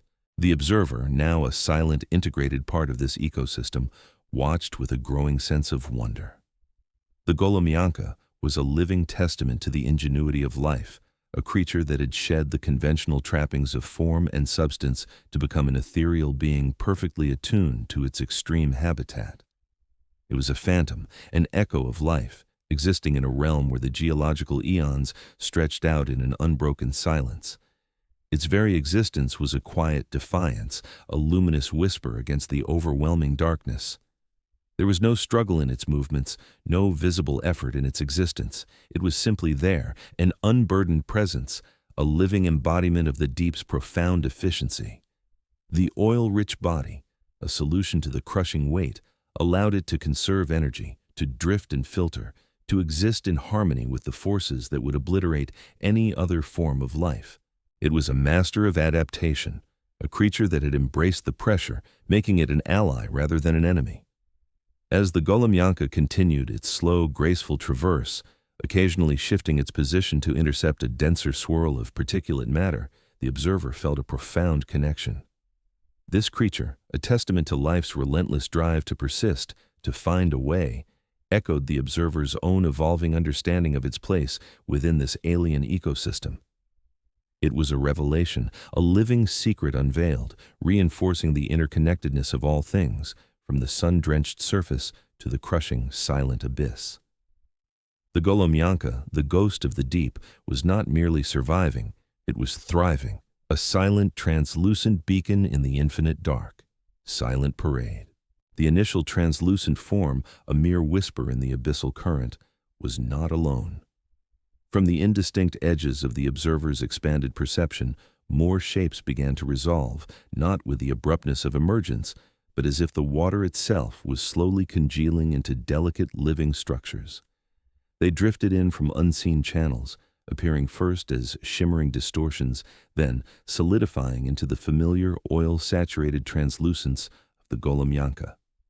They moved with a collective serenity, a silent procession unfolding within the immense, crushing embrace of the deep. It was not a chaotic convergence, but a synchronized, almost choreographed display. Each new arrival took its place, not by swimming in the conventional sense, but by an almost imperceptible adjustment of its internal buoyancy. They formed a loose, elongated ribbon, a parade without sound, without fanfare, yet imbued with an undeniable ethereal grandeur. The observer, now thoroughly interwoven with the water's flow, perceived their presence not just visually, but as a subtle alteration in the local pressure gradients, a faint rhythmic pulse against its ever-expanding awareness. Their movement was a revelation. Unlike the frenetic darting of surface dwellers or the sinuous undulations of mid-water predators, the Golomianka advanced with a gentle, dreamlike cadence. Their fins, almost vestigial, offered only the barest tremor for direction. The true propulsion, the observer realized, came from within. Each fish maintained a constant, minute adjustment to its lipid-rich body, a slow, rhythmic squeezing and relaxing that shifted its density fractions. This internal ballet created microcurrents around them, propelling them forward with an energy so subtle it was almost imperceptible. It was not a swim. It was a breathing of the water itself, a soft biological pulsation that moved them through the dark. The parade stretched on, a living current within the larger geological currents. There were hundreds now, perhaps thousands, each a nearly identical ghost of the deep, yet each subtly unique in its momentary orientation, its precise angle of drift. The observer's perception, previously focused on the singular ingenuity of one, now embraced the collective, an entire community thriving in conditions that would obliterate any other form of life. Their forms refracted the scant bioluminescent glow from unseen organisms further down, creating faint moving halos that flickered like distant dying stars. The patterns they traced were not random, they followed invisible conduits of upwelling nutrients, the microscopic snow that perpetually fell from the sunlit world above. The parade was a living sieve, a vast self-organizing filter, each Golomianka playing its part in the ongoing cycle of consumption and transformation. The observer began to map these currents, to understand the intricate pathways of sustenance and waste that governed this silent realm. The rhythm of their communal pulsing became a part of the observer's own internal cadence, a testament to the profound interconnectedness it was experiencing. There was no aggression here, no competition in the typical sense. Resources, though scarce, were utilized with an efficiency born of eons of adaptation. Each Golomianka seemed to know its place, its role in the grand, slow dance. The observer perceived their individual lipid compositions, the subtle variations in their oil content, a testament to their varied success in the perpetual hunt for sustenance. Some were slightly plumper, their bodies exhibiting a more pronounced, almost pearlescent sheen, while others were leaner, their forms bordering on complete transparency. Yet, all moved with the same unhurried grace, a unified expression of life's tenacious hold in the profound darkness. The silence was absolute, broken only by the almost imperceptible whoosh of the Golomianka's internal adjustments, as perceived by the observer's hyper-attuned awareness. It was a silence that spoke volumes of time, of geological ages passing unheeded, of evolution's painstaking artistry. The parade was a living echo of these ancient rhythms, a continuous unbroken line stretching back through countless millennia. The observer, no longer a mere spectator, but an integral part of this flowing reality, felt its own essence subtly altering, merging with the collective consciousness of the deep, becoming another pulse in the silent parade. The pressure, once an oppressive weight, was now a constant familiar embrace, a part of the observer's new form. The cold was merely a condition, not a threat, and the darkness was no longer an absence of light, but a canvas upon which the subtle bioluminescence of this deep ecosystem painted its silent living masterpiece. The Golomianka, with their dreamlike patterns and soft internal pulsing, were not just fish. They were the very embodiment of the deep's enduring spirit, a testament to life's profound ability to find ingenious solutions in the most extreme of circumstances. The parade continued, an endless circular ballet, drawing the observer deeper into the heart of the lake's ancient, vibrant mystery. Each translucent form was a shard of that mystery, reflecting the profound ingenuity of life itself.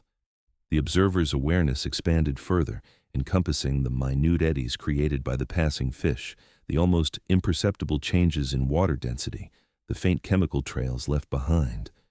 It was a symphony of unseen forces, a grand slow-motion ballet of survival and adaptation. The silent parade was not just a movement of creatures, but a living manifestation of the lake's intrinsic energy, a testament to the resilience of life in its most unexpected forms. The observer was no longer merely observing. It was experiencing, becoming, merging with the very fabric of this alien, yet deeply familiar world. Eyes of the unseen. The observer, now less a distinct entity and more an intricate current within the lake's abyssal flow, found its attention drawn to a single Golomianka. It separated from the silent parade, a shimmering, elongated phantom, its form a testament to evolution's elegant parsimony.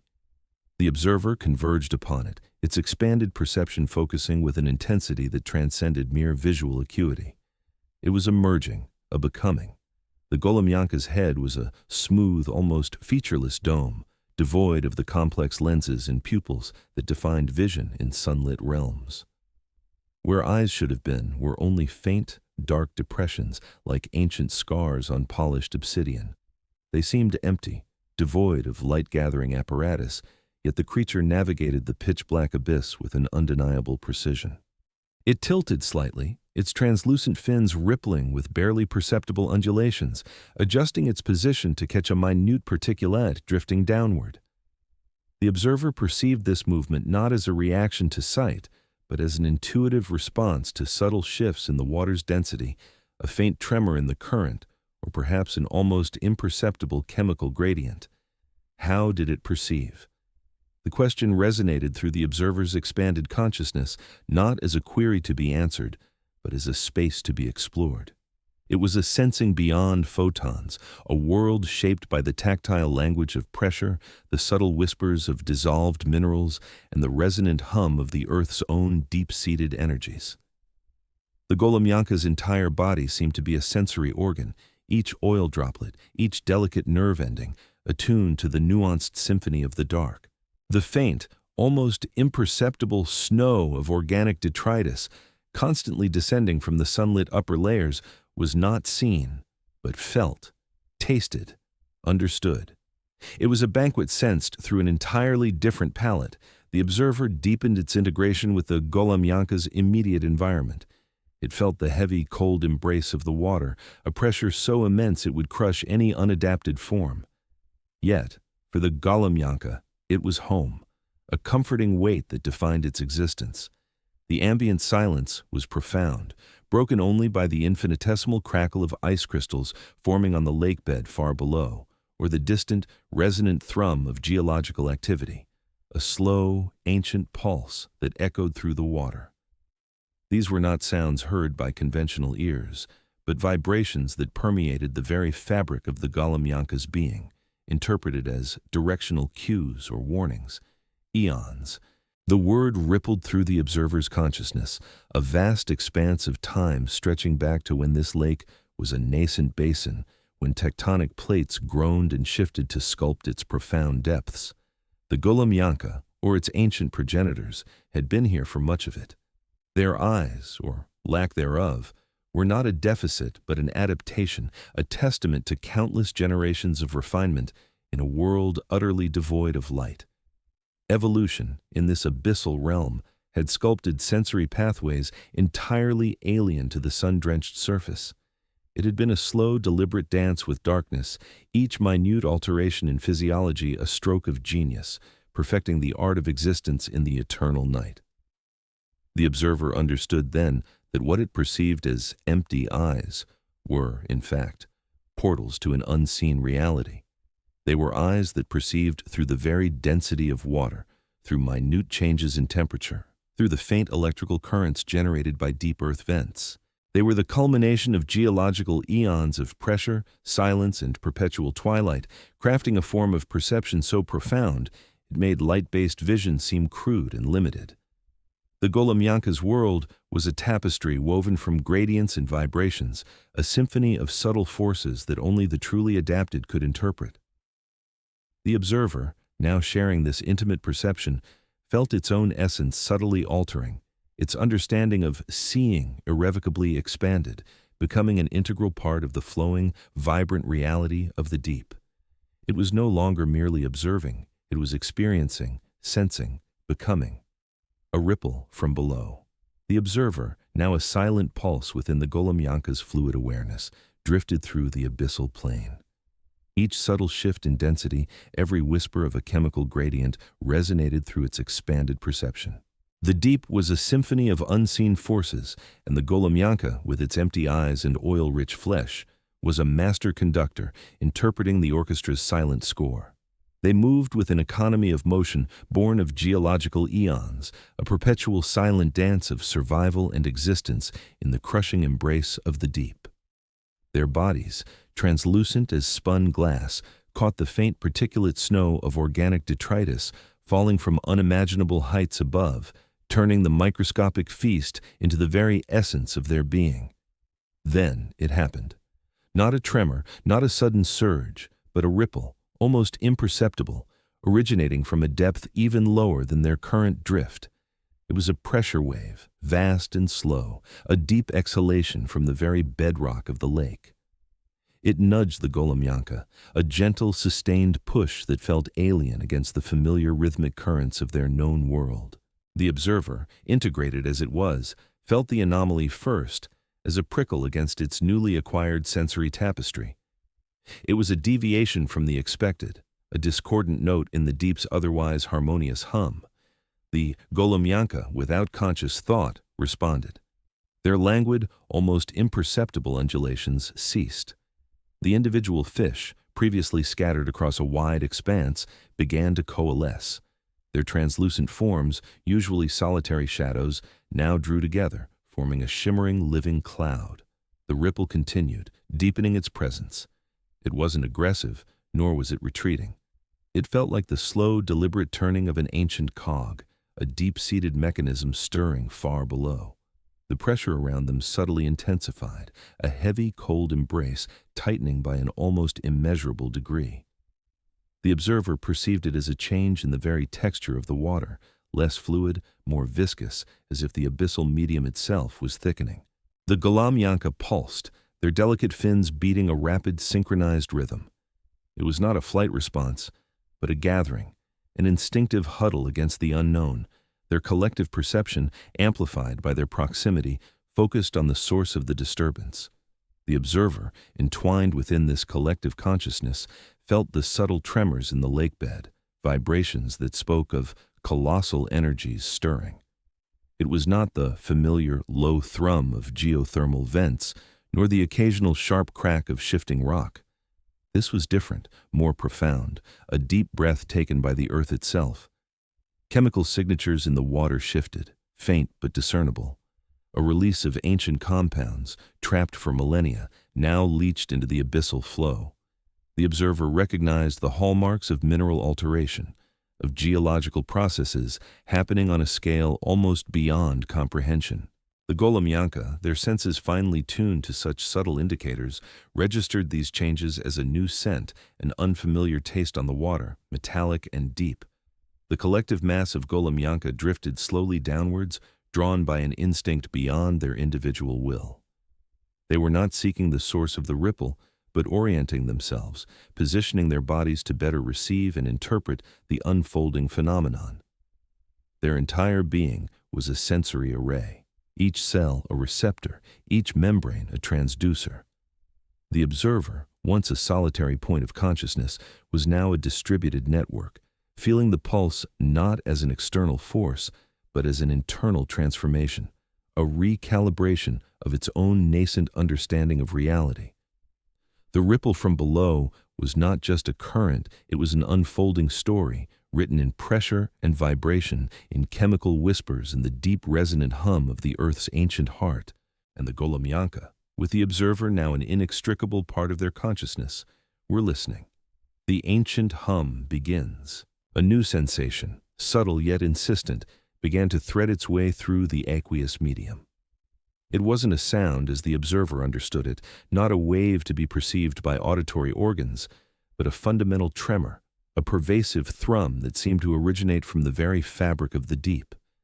It was a vibration, a slow, deep frequency that resonated through the Goloumyanka's oil-rich bodies, a kind of internal echo in their buoyant forms. The observer, now inextricably linked, felt it as a sympathetic thrum against its own reconfigured consciousness, a low, ancient hum that permeated the silence it had come to know. This hum wasn't uniform. It possessed a curious pulse, a rhythmic waxing and waning, like the slow, deep beat of a colossal hidden heart. It wasn't the sudden jarring pressure wave from before, but something far more ingrained, a pervasive undertone to the lake's very existence. The Goloumyanka, usually so cohesive in their movements, began to exhibit a subtle disquiet. Their collective drift, once a unified, slow dance, now showed signs of agitation. Individual fish, guided by the observer's newly integrated perception, registered the hum as a shift in the subtle currents, a change in the water's very texture. The hum intensified, not dramatically, but with an unwavering persistence. It seemed to emanate from below, from the very bedrock of the abyss, a vibration that spoke of immense geological timescales. It was the lakebed itself, awakening to some deep internal rhythm. The observer perceived it as a vast, resonant chamber, with the water acting as a conductor for this primordial frequency. It carried no discernible message, no clear intent, yet its presence was profound, a raw declaration of the deep's enduring power. The Goloumyanka's response was immediate and instinctual. Their collective form, which had previously coalesced in response to the disruptive pressure, now began to unravel. Not in panic, but with an almost choreographed dispersion. The hum was a signal, a directive from the deep that they instinctively understood. Their translucent bodies, usually a shimmering cloud in the abyssal gloom, started to pull away from a central point, a silent unfolding in the unlit depths. The observer, caught within this instinctive scattering, felt the collective consciousness ripple outwards. It was a sensation of disentanglement, of myriad individual perceptions fanning out, each carrying a fragment of the shared awareness. The source of the hum, it became clear, was directly beneath them. As the Goloumyanka continued their silent exodus, the space they had occupied began to empty, revealing a void. The hum was strongest here, a concentrated point of resonance. It was not a visible phenomenon, but a pure, vibratory field, a tactile assertion of energy. The water here felt different, denser, almost charged with this unseen force. The Goloumyanka's exodus wasn't a flight, but a calculated retreat, an acknowledgement of a boundary. They formed a wide perimeter around the resonating core, their collective perception now a vast living sensor array, probing the contours of this new phenomenon. The space directly above the source of the hum was now utterly barren, a circular absence in the otherwise teeming depths. No detritus drifted here, no microscopic motes of snow, nothing but the charged water itself. It was as if the hum, the pulse itself, had pushed everything away, creating a zone of pure, resonant energy. The observer, experiencing this through the scattered Goloumyanka, registered an overwhelming sense of ancientness, a geological pulse that had perhaps resonated for eons, only now becoming perceptible. The hum continued, a constant low thrumming that was both unsettling and awe-inspiring. It was the sound of the deep breathing, an articulation of the earth's slumbering power. The Goloumyanka, having established their new dispersed formation, now drifted with a different kind of vigilance. Their collective consciousness, once a unified sphere, had stretched and thinned, becoming a vast permeable membrane, sensing the contours of this ancient hum. The observer, within this expanded awareness, felt the profound weight of the lake above, the immense pressure of the water, now imbued with this resonant primordial frequency. The silence had been broken, replaced by an ancient hum that spoke of forces far grander than any fleeting life. Echoes of the pulse. The hum, which had previously been a distant thrum, now swelled, an omnipresent pressure against every cell of the Goloumyanka's collective being. It wasn't merely sound, it was a physical force, a deep tissue massage from the very bedrock of the lake. The water itself throbbed, no longer a still, heavy blanket, but a living, vibrating entity. The observer, fully immersed within the myriad consciousnesses of the fish, felt the pressure build, not as discomfort, but as an intimate, resonant connection to the planet's core. Each individual Goloumyanka, a delicate, oil-rich vessel, became a finely tuned resonator, amplifying the pulse within its own ephemeral form. The sheer, sustained intensity made the dark feel less like absence and more like a vibrant, shimmering presence, a tapestry woven from pure vibratory energy. The initial dispersal had been an instinctual recoil, a collective flinching from the overwhelming singularity of the pulse. Now, however, as the hum reached its zenith, the Goloumyanka didn't scatter further. Instead, they held, suspended in the quivering water, a vast, dispersed cloud of translucent bodies, each one a node in the observer's now profoundly recalibrated sensor array. The barren zone, the heart of the resonance, felt like a void of pure force, a crucible of geological power that simultaneously repelled and fascinated. The observer perceived the pulse not as an external phenomenon, but as an internal tremor, a profound stirring within the very fabric of its newly integrated being. Time itself seemed to stretch, elastic and viscous under the weight of the sustained vibration. Eons of geological processes compressed into this singular resonant moment. Then, imperceptibly at first, the intensity began to wane. The profound, full-bodied hum started to recede, not abruptly, but with the slow, deliberate grace of a colossal wave pulling back from a shore. The throbbing in the water lessened, the vibrant presence of the dark gradually dissolving back into its accustomed, heavy stillness. The observer felt the release of pressure, a subtle unclenching of the collective consciousness. The pure, resonant energy of the barren zone, while still a perceptible influence, no longer dominated the sensory landscape.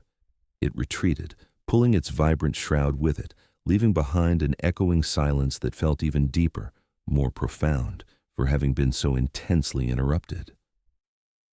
The Goloumyanka, still dispersed, did not immediately react. They hung in the water, motes of memory, processing the lingering reverberations of the geological pulse. The silence that followed was not empty. It was pregnant with the ghost of the recent cacophony, a phantom vibration that resonated in the subtle shifts of pressure, in the faint residual hum within their own delicate structures. The observer perceived this post-pulse quietude as a cleansing, a reset. The lakebed, which had vibrated with such primal force, now settled back into its ancient, patient slumber. The microscopic snow of organic detritus, which had been momentarily stilled or perhaps even subtly redistributed by the intense vibrations, began its slow, perpetual descent once more, a silent, nourishing cascade into the depths. It began subtly, a faint, almost imperceptible drift.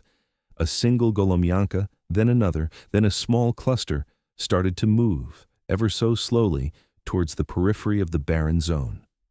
There was no conscious decision, no collective command, merely a gradual reassertion of their intrinsic, non-visual navigation. The observer felt the collective current of their movement, a gentle, inexorable pull towards the slightly warmer, less intensely resonant waters just beyond the pulse's core influence.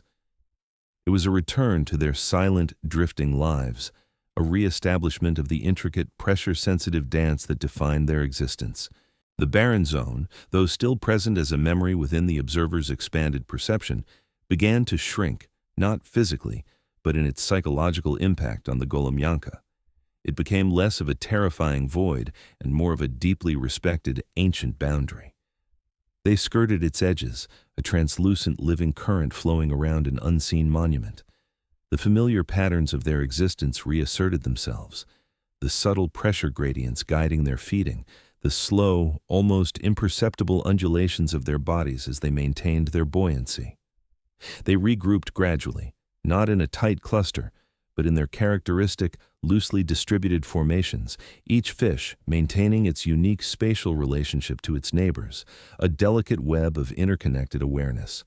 The lake returned to its profound, ancient rhythm. The observer, however, was irrevocably altered. The recalibration was complete. It now understood the deep not just as a space, but as a living, breathing entity, its silent heart pulsing with geological power. The Goloumyanka, in their unassuming, adaptable existence, were not just inhabitants, they were intrinsic components of this vast non-visual world, their collective consciousness a mirror reflecting the silent engine of the deep. The pulse had been a reminder of the lake's enduring, primordial power, a force that simply existed, shaping and reshaping without intent, a fundamental truth that transcended perception, yet was now profoundly understood through the combined senses of a million tiny, translucent fish. The echoes of the pulse lingered, not as sound, but as an indelible imprint on the observer's expanded consciousness, a silent testament to the ceaseless, powerful breath of the deep. Unseen secrets. The deep's resonant thrum, which had so profoundly reshaped the Goloumyanka's shared perception, and by extension the observer's, began its slow retreat. This wasn't an abrupt silence, but a deliberate dissipation, like the last drawn-out vibrations of an immense gong. The lake, briefly a pulsating living entity, gradually softened its energetic contours, resuming its familiar pressure-sensitive embrace. Yet, The imprint of that primal power lingered, an indelible mark on the collective consciousness. Now more deeply woven into the Goloumyanka's sensory world, the observer registered this recalibration with acute awareness, a testament to the transformative power of shared experience. As the geological pulse faded, the quiet descent resumed. The Goloumyanka, translucent forms barely visible in the deepening indigo, drifted lower, their oily bodies perfectly attuned to the intensifying hydrostatic pressure. The water, a heavy, cold caress, pressed in from all sides, a constant, pervasive force defining their existence. For the observer, this was no longer a remote data point but a visceral reality, experienced through the Goloumyanka's finely tuned lateral lines and the subtle contortions of their flexible forms. Each shift in depth, every minute change in pressure, registered as a delicate symphony of tactile information, a language spoken in the very fabric of the abyss. The endless dark, pierced only by the faint bioluminescence of unseen life, consumed them whole. The Goloumyanka, once distinct in their individual movements, now coalesced into a shimmering, amorphous cloud, their forms dissolving into the gloom. They were phantoms of the deep, more oil than bone, exquisitely adapted to a realm where light was a forgotten concept and survival hinged on an acute sensitivity to vibration and pressure. Integrated within this collective, the observer felt a profound sense of dissolution, its distinct consciousness blurring with the unified awareness of the fish. It was a liberation from singular perception, a surrender to the boundless non-visual world of the Goloumyanka. The microscopic snow of organic matter continued its ceaseless fall, a silent, nourishing detritus from the distant sunlit surface. This gentle, constant rain fed the abyss's unseen life, forming a delicate, ephemeral layer on the lakebed.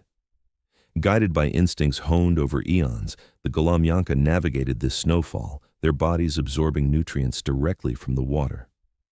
Experiencing this through their collective, the observer perceived a gentle, continuous influx of energy, a subtle yet vital part of the deep's intricate ecosystem. The preceding geological event had initiated a profound shift, transforming the observer's perception of the lake from a mere environment into a living, responsive entity. Now, as the Goloumyanka settled back into their accustomed existence, that understanding deepened further. The lake was not merely alive, it teemed with countless hidden secrets waiting to be felt. The vast silence of the deep wasn't emptiness, but a canvas upon which myriad stories were etched. Tales told in the subtle currents, the thermal gradients, the whisper of distant tremors, and the faint electromagnetic pulses of geological activity. These secrets weren't for visual discovery, but for an intuitive, holistic perception that transcended the limitations of sight. They were embedded in the very structure of the water, in the ancient sediments below, in the quiet hum of the planet's core. Through their non-visual existence, the Goloumyanka were living conduits to these hidden truths, their collective consciousness a vast interconnected network of sensory input that painted a picture far richer and more nuanced than any optical observation could achieve. Now fully recalibrated, the observer felt the lingering presence of these unseen secrets. It was a pervasive, almost palpable sensation, a quiet promise of further revelations. The deep was a library, its volumes bound in silence and pressure, its pages turned by geological time. The Goloumyanka, in their unassuming existence, held the key to unlocking these stories, their collective awareness a living Rosetta Stone for the language of the abyss. As the Goloumyanka continued their quiet drift, blending ever more seamlessly into the endless dark, the observer understood its journey was far from over. The initial descent, the encounter with the fish, the integration, the geological pulse, these were but early chapters in a much larger narrative. The lake, in its profound mystery, continued to unfold, revealing its secrets not through grand pronouncements, but through the subtle, persistent whispers of the deep. And in the heart of that vast, silent realm, the observer, now an inseparable part of the Goloumyanka's consciousness, waited, ready to feel what came next. The surface world, with its frantic dance of light and sound, seemed impossibly distant, a fading memory against the profound living silence of the abyss. Here, in the unlit depths, life pulsed with a different rhythm, a primal beat resonating with the very core of the planet, awaiting those attuned enough to perceive its unseen truths. The descent into deep cold. The surface, a shimmering disk of fractured light, receded with surprising speed. The seahorse, a squat, reinforced pod of engineered steel and titanium, slipped beneath the icy skin of Lake Baikal, the world above dissolving into a diffuse memory. Outside the primary viewport, the sapphire twilight of the upper layers bled swiftly into an inky, impenetrable black. The submersible's powerful external lights, initially two defiant spears against the gloom, now seemed to merely stir the heavy curtain of the unknown.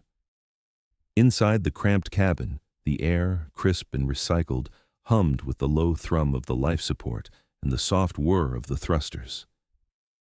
Dr. Eris Thorne, a figure of quiet intensity even in the confined space, ran a practiced hand over the cold steel of the primary console. His gaze, usually far off and contemplative, was now fixed on the bank of digital readouts. The numbers flickered, a silent testament to the rapid transformation outside. Depth, meters per second, and most critically, temperature. Dropping fast, Eris murmured, his voice a low counterpoint to the hum. 4 degrees at 50 meters, expected of course, but always striking how quickly the heat surrenders. He tapped a sensor, watching the digital mercury plummet. The thermocline here is a brutal cut. No gentle transition. Lena Petrova, her hands steady on the piloting controls, nodded without looking away from the sonar screen. Her profile, etched in the pale green glow of the display, was one of focused competence. Baikal doesn't do gentle, Eris. It's all extremes. This deep, the water's density alone feels like a physical barrier.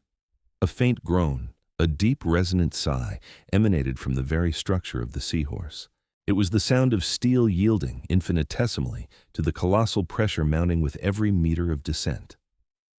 Hull's singing us a song, she added, a hint of dry amusement in her tone. A familiar tune for the Baikal Rift. Kailan K. Sharma, perched eagerly before her own bank of biological monitoring screens, leaned closer. Her excitement was a palpable energy in the cabin, a vibrant contrast to the ancient stillness outside. What do you think we'll hit first, Lena? A thermocline community, or just more the void? Her eyes, wide and luminous in the dim light, darted between the blank sonar and the flickering readouts of the environmental sensors. Void, K, Lena replied, her voice even. Always void first. This isn't the Pacific. Life here is sparse, specialized, and often invisible until you're right on top of it. Patience. Aris, however, offered a different perspective. Patience, yes, but also a recognition of scale. This isn't just water we're descending through. It's a column of liquid history, miles deep, sitting atop 7 kilometers of compacted sediment. That sediment is a library, K, holding 25 million years of Earth story, untouched, undisturbed by the currents and upheavals of the world above. We're sinking through time itself. The seahorse continued its inexorable plunge. The external lights, once sharp, now diffused into a hazy glow, reflecting off motes of suspended particulate matter, detritus from the life-rich surface, slowly spiraling into the abyss. The temperature continued its relentless fall, stabilizing at a frigid 3 degrees Celsius, a constant pervasive chill that permeated the very fabric of the lake. Approaching 800 meters, Lena announced, her voice a little tauter now. The hull groans were more frequent, deeper, the metallic protests of the submersible under increasing duress. Pressure gauges climbing steadily, all systems nominal, but she's feeling it. Kay, undeterred by the stark reality of the descent, kept her gaze fixed on the bioscanners. No signatures yet, just the usual background noise. But what about the vents, the Frolica Bay vents, the ones Aris talked about where the heat meets this deep cold? That's where the magic happens, right? Her fingers drummed a soft, impatient rhythm on the console. Aris turned from his instruments, his expression thoughtful. Indeed, Kay, the Frolica Bay hydrothermal vents are an anomaly, a breach in the primitive stillness, a place where the earth breathes, exhaling warmth and minerals into this unfathomable cold. Life finds a way, even in the most extreme conditions, but it's a life forged in isolation, pressured by eons of undisturbed deep. We are not just looking for organisms, but for the fundamental principles of survival, of evolution itself under conditions that mimic early Earth. He paused, his eyes glazing over slightly, lost in the vastness of geological time. Imagine the sheer, unyielding pressure, the constant absence of light, the limited energy. Yet, life persists. It adapts. It changes its very nature to exist here. Lena, ever the pragmatist, brought them back to the immediate present. Less philosophy, more navigation. Eris. We're entering the narrowest part of the rift now. Sonar's picking up some interesting topography to port. She adjusted a control, and the seahorse subtly shifted its angle of descent. Looks like a sheer rock face, ancient obviously, the kind that makes you feel very, very small. The external lights, now almost swallowed by the crushing darkness, swept across an unseen wall. For a fleeting moment, a ghostly pale expanse of rock shimmered into view, covered in what looked like a fine layer of silty sediment, undisturbed for unimaginable lengths of time. It was a glimpse into a world utterly alien, a primordial landscape untouched by the sun, shaped only by geological forces and the slow, inexorable pull of gravity. Kay leaned forward, a gasp catching in her throat. Did you see that? The way the light just died on it? It's like the darkness absorbs everything down here, even our light. Oris nodded slowly. It's not just darkness, Kay. It's the absence of light, a fundamental condition, and it has been this way for millions of years. This environment has sculpted life into forms we can barely conceive, relying on senses beyond sight, existing in a realm where time itself feels sluggish, stretched thin across geological eons. The seahorse continued its descent, the cabin a small, self-contained bubble of humanity, warmth, and artificial light, plummeting into a realm of primitive, unfathomable stillness. The pressure continued its relentless embrace, the groans of the hull now a constant, low threnody. Below them, somewhere in the black, waited the abyssal plain, the 1,642-meter floor of the Baikal Rift, and the promise of discovery amidst the deep cold. The thought of that ultimate depth, the sheer weight of the world above them, settled in the air, heavy and ancient. The unfathomable floor. A jolt, barely perceptible, vibrated through the seahorse's hull, a final soft sigh as it settled. The relentless creaking and groaning that had accompanied their descent ceased, replaced by an unnerving, profound quiet. Lena, her hands still resting lightly on the controls, exhaled slowly. "We're down," she announced, her voice a low murmur in the confined space. 1,642 meters. Welcome to the floor. The external temperature display, a small digital readout near Lena's console, held steady. 3 degrees Celsius. A frigid embrace, constant and ancient. Aris leaned closer to the main viewport, his brow furrowed in contemplation. The floodlights, which had earlier cut through the dark water like surgical beams, now illuminated a limited circle of the lakebed. It was a monochrome landscape of fine, dark silt, stretching away into the impenetrable blackness. The stillness, Aris breathed, his voice almost a whisper. It's unlike anything I've ever experienced, not just the absence of sound, but an inherent, fundamental stillness, as if time itself moves differently here. He gestured vaguely at the viewport. Think of the eons this floor has known, undisturbed, a silent witness to geological epochs. Kay, who had been meticulously adjusting the biological monitoring equipment, peered over Aris's shoulder. Her breath hitched. The initial shock of the sheer dark had given way to a dawning realization of the scale. The faint outlines of what lay beyond their immediate light felt less like a distant horizon and more like an abyss stretching into infinity. The silt, at first glance uniform, now revealed subtle undulations like frozen dunes, sculpted by currents too slow to perceive. "It's vast," Kay murmured, her earlier effervescence momentarily subdued by the oppressive grandeur of their surroundings. Just imagine what's out there, beyond our lights, what has lived and died unseen for millions of years. Lena, ever pragmatic, began a series of system checks. Pressure holding steady, power levels optimal, were in good shape. She then turned her attention to the sonar display, a sweep of green lines painting a topographical map of their immediate vicinity. The thermal anomalies should be to our northeast, based on the last readings from the surface probe. Aris, however, remained captivated by the immediate view. He pointed to a subtle shimmer in the silt, a faint disturbance near the edge of their light. Look there. The sediment, it's a living archive, 7 kilometers of it, Lena, layer upon layer, each one a page in Earth's history going back 25 million years, untouched, unread. As if on cue, a slow, rhythmic pulse began to emanate from the very fabric of the lake bed. Small, translucent bubbles, trapped for millennia, began to rise from the dark silt, shimmering with an ethereal glow in the submersible's lights. Methane, ancient and potent, slowly escaping its subterranean prison. They rose in a languid dance, individually distinct, then merging into larger, more ethereal spheres, before dissipating into the black water above. Each pulse was a soft exhalation from the earth itself, a silent breath from the deep. Kay, her biologist's instincts fully engaged now, leaned forward, eyes wide. Methane. From deep within the sediment, this isn't just a deep-sea floor, Aris. It's a geological timer, ticking in slow motion. She reached for a handheld spectrometer, her movements suddenly precise and purposeful.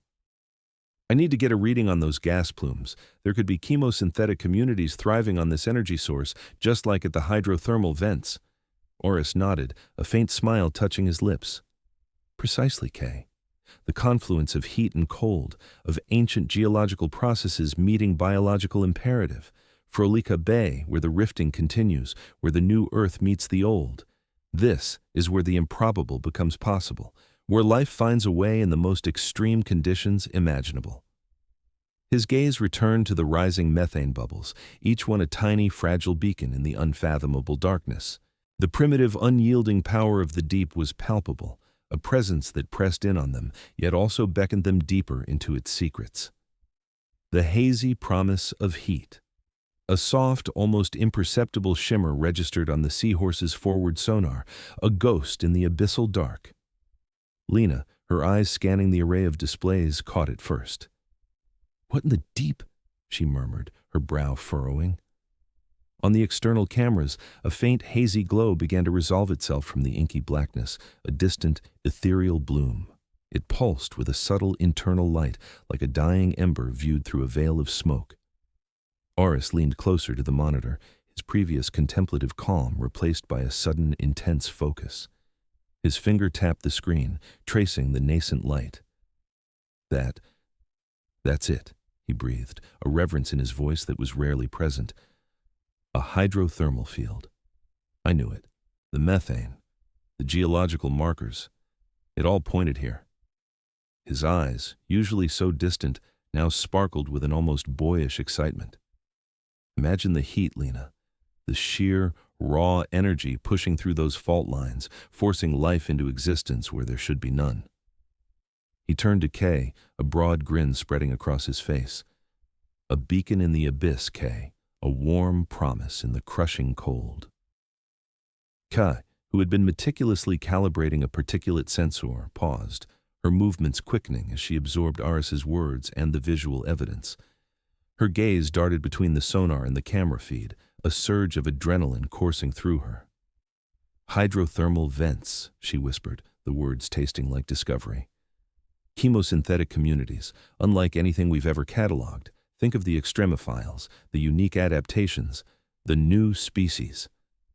She began to move with purpose, her earlier methodical pace now replaced by an urgent efficiency. She pulled out a specialized sampler from its rack, double-checking its sterile seals and power connections. The prospect of what lay ahead fueled her, a vibrant counterpoint to the desolate beauty they had just witnessed. Lena, meanwhile, was already adjusting the seahorse's attitude thrusters. The glow, still faint, was directly ahead, slightly to port. Maintaining current depth, she announced, her voice calm and steady despite the growing excitement in the cabin. adjusting trajectory by 3 degrees to intersect the light source. Estimated time to contact, 20 minutes at our current approach speed. The seahorse, a silent predator of the deep, began its slow, deliberate pivot. The subtle hum of its propulsion system was the only sound in the otherwise hushed chamber. The glow on the screen, though still distant and diffused, seemed to brighten, its promise of warmth a tangible force in the frigid depths. Aris watched the approaching light with an almost spiritual intensity. "This is where it happens, Lena," he mused, more to himself than to the others, "where the earth breathes, where the very core of our planet touches the deep ocean, forging new worlds within the old. It's a testament to life's tenacity, its ability to claw existence from the most impossible conditions." He paused, a flicker of something deeper in his eyes. "Survival isn't just about adaptation, it's about finding the heat, Lena, finding the source of energy, no matter how faint or fleeting." Kay, now busily preparing a series of specialized probes for temperature and chemical analysis, hummed in agreement. "And finding the organisms that exploit it," she added, a triumphant note in her voice. "The ones that build entire ecosystems around a single, primal energy source. It's a closed system, a self-sustaining marvel. We're about to witness life at its most fundamental, its most raw." She tightened a final clamp, her movements precise and practiced. The sampling arm, a complex array of articulated joints and delicate sensors, was ready. Lena kept her focus on the navigation, the increasing brightness of the light on the screen guiding her. The seahorse moved with an almost imperceptible grace, a silent silver fish drawn by an unseen current. The deep was no longer utterly devoid of light. A distant, hazy luminescence now beckoned, promising not just discovery but a fundamental shift in their understanding of this ancient, hidden world. The immense pressure outside the hull seemed to intensify, yet the growing glow offered a strange sense of reprieve, a counterpoint to the crushing weight of the abyssal plain. They were no longer just exploring, they were being pulled inexorably towards the hazy promise of heat. Where fire meets ice. The seahorse drifted, a solitary lantern in the eternal night of Frolica Bay. Ahead, the anomalous shimmer had resolved into something more profound, a colossal undulating curtain of heat haze rising from the abyssal plain. It wasn't merely a glow now, but a visible distortion in the water, a liquid mirage where the impossible was made manifest. Approaching optimal observation distance, Lena's voice was a calm murmur, her hands moving with practiced economy over the controls. The sub's exterior lights, usually stark white, now seemed to cut through a rippling, invisible current, revealing motes of particulate matter dancing in the thermal boundary. Water temperature rising from a consistent 3 degrees Celsius to a fluctuating 12 near the edge of the plume. Currents are surprisingly docile for now. Aris leaned closer to the viewport, his brow furrowed in a contemplative frown. The vents themselves were magnificent, not the black smokers he'd seen in Pacific rifts, but diffuse shimmering fields. Towering chimneys of mineral deposits, crusted with strange, pale growths, exhaled shimmering fluids into the frigid depths. The visual effect was breathtaking. Where the superheated water met the ambient 3-degree abyss, the very fabric of the water seemed to tear, creating a slow, rhythmic pulsing as methane bubbles, trapped for eons in the silt, ascended with agonizing slowness. Each bubble, a miniature orb of ancient gas, caught the sub's lights, shimmering like a jewel before dissolving into the silent black. "Look at the sheer scale of it," Aris breathed, his voice hushed with reverence. 25 million years. This rift has been opening, closing, reshaping itself, and these vents, they're a fundamental expression of that deep, slow geological respiration. The earth breathing in and out, forging new crust, recycling old. That's what we're seeing, Kay. The very genesis of this unique world, played out over geological eons. Kay, meanwhile, was already a whirlwind of activity, her gaze darting between the external view and the readouts on her biological monitoring station. "It's incredible, Aris. The conditions are perfect. The chemical gradients, the sheer energy release. This is where life thrives against all odds. Chemosynthetic communities, entirely independent of sunlight, powered by the Earth's own internal furnace. We could find entirely new phyla here. things that have never been seen by human eyes. Her fingers danced across a holographic display, configuring specialized samplers.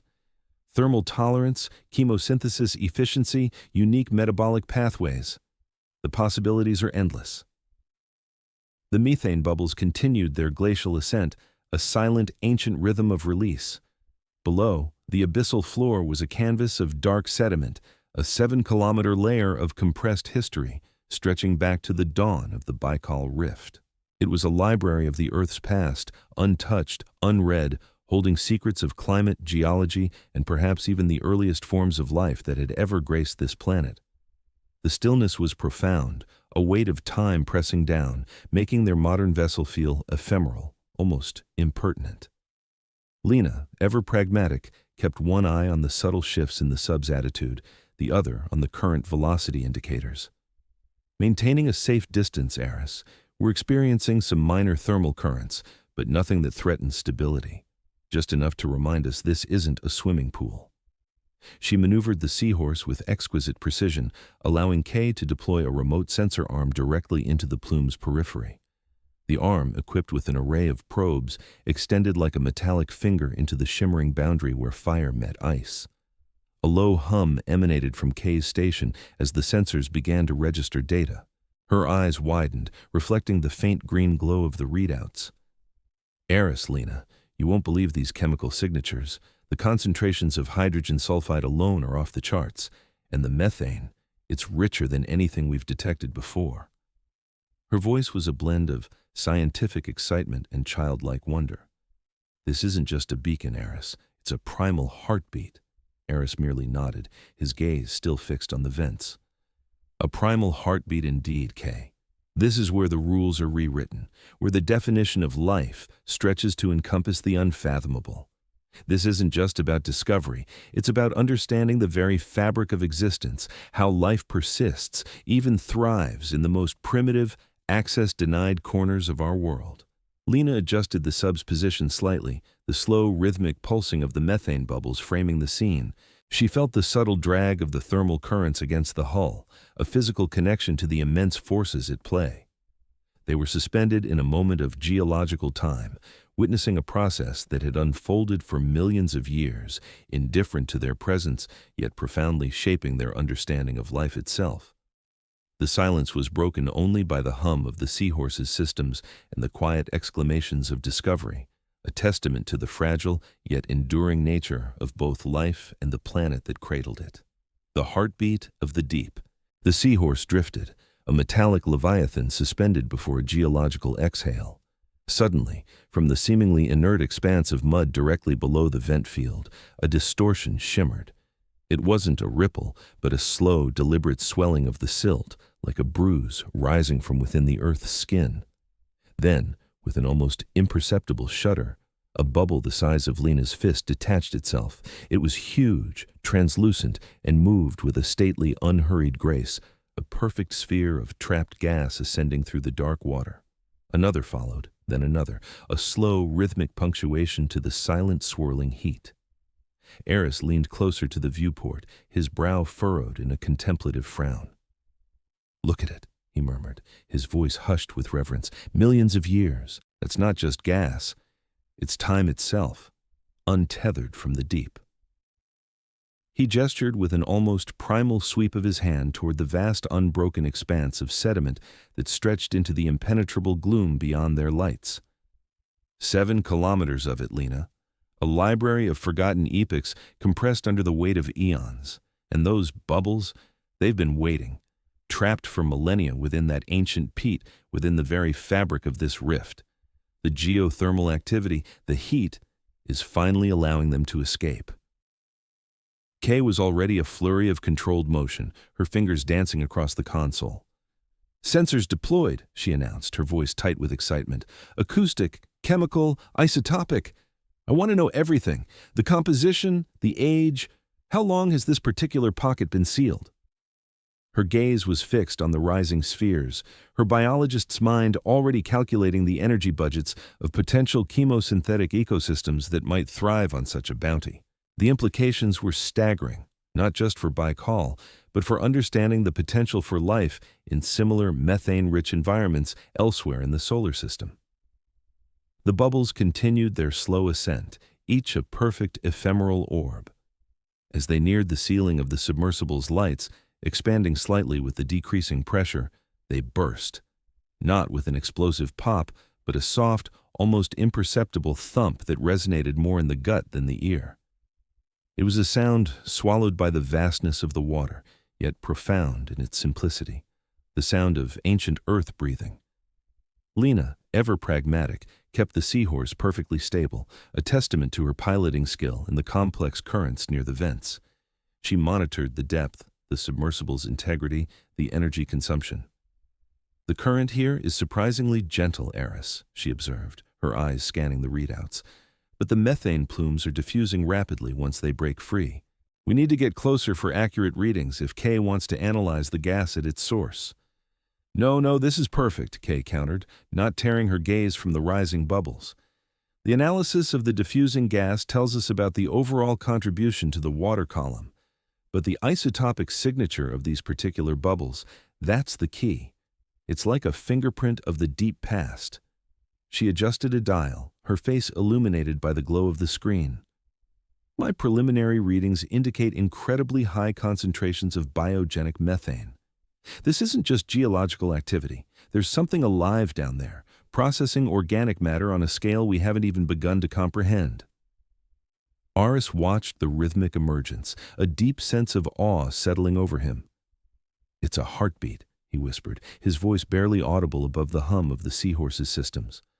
"The primal heartbeat of this place, slow, steady, relentless, each beat releasing a breath held captive for millions of years. It's a testament to the enduring power of the earth and the fundamental principles of survival in conditions we once thought impossible." He remembered the dry academic theories, the sterile diagrams of geological processes. None of them captured the raw, visceral reality of this moment. This was not a diagram. This was life, raw and unfathomable. Kay's sensors chirped softly, confirming her initial assessment. "The isotopic analysis is coming in now," she announced, her voice trembling slightly with suppressed excitement. "And it's unprecedented. The carbon-13 depletion is extreme. This methane isn't just biogenic. It's from an ecosystem that has been isolated for geological eons, operating under conditions we've never observed before. It's a closed system, a self-sustaining biosphere, thriving on the very breath of the planet." The soft thump of another bubble popping echoed through the submersible, a gentle reminder of the ancient slow-motion drama unfolding before them.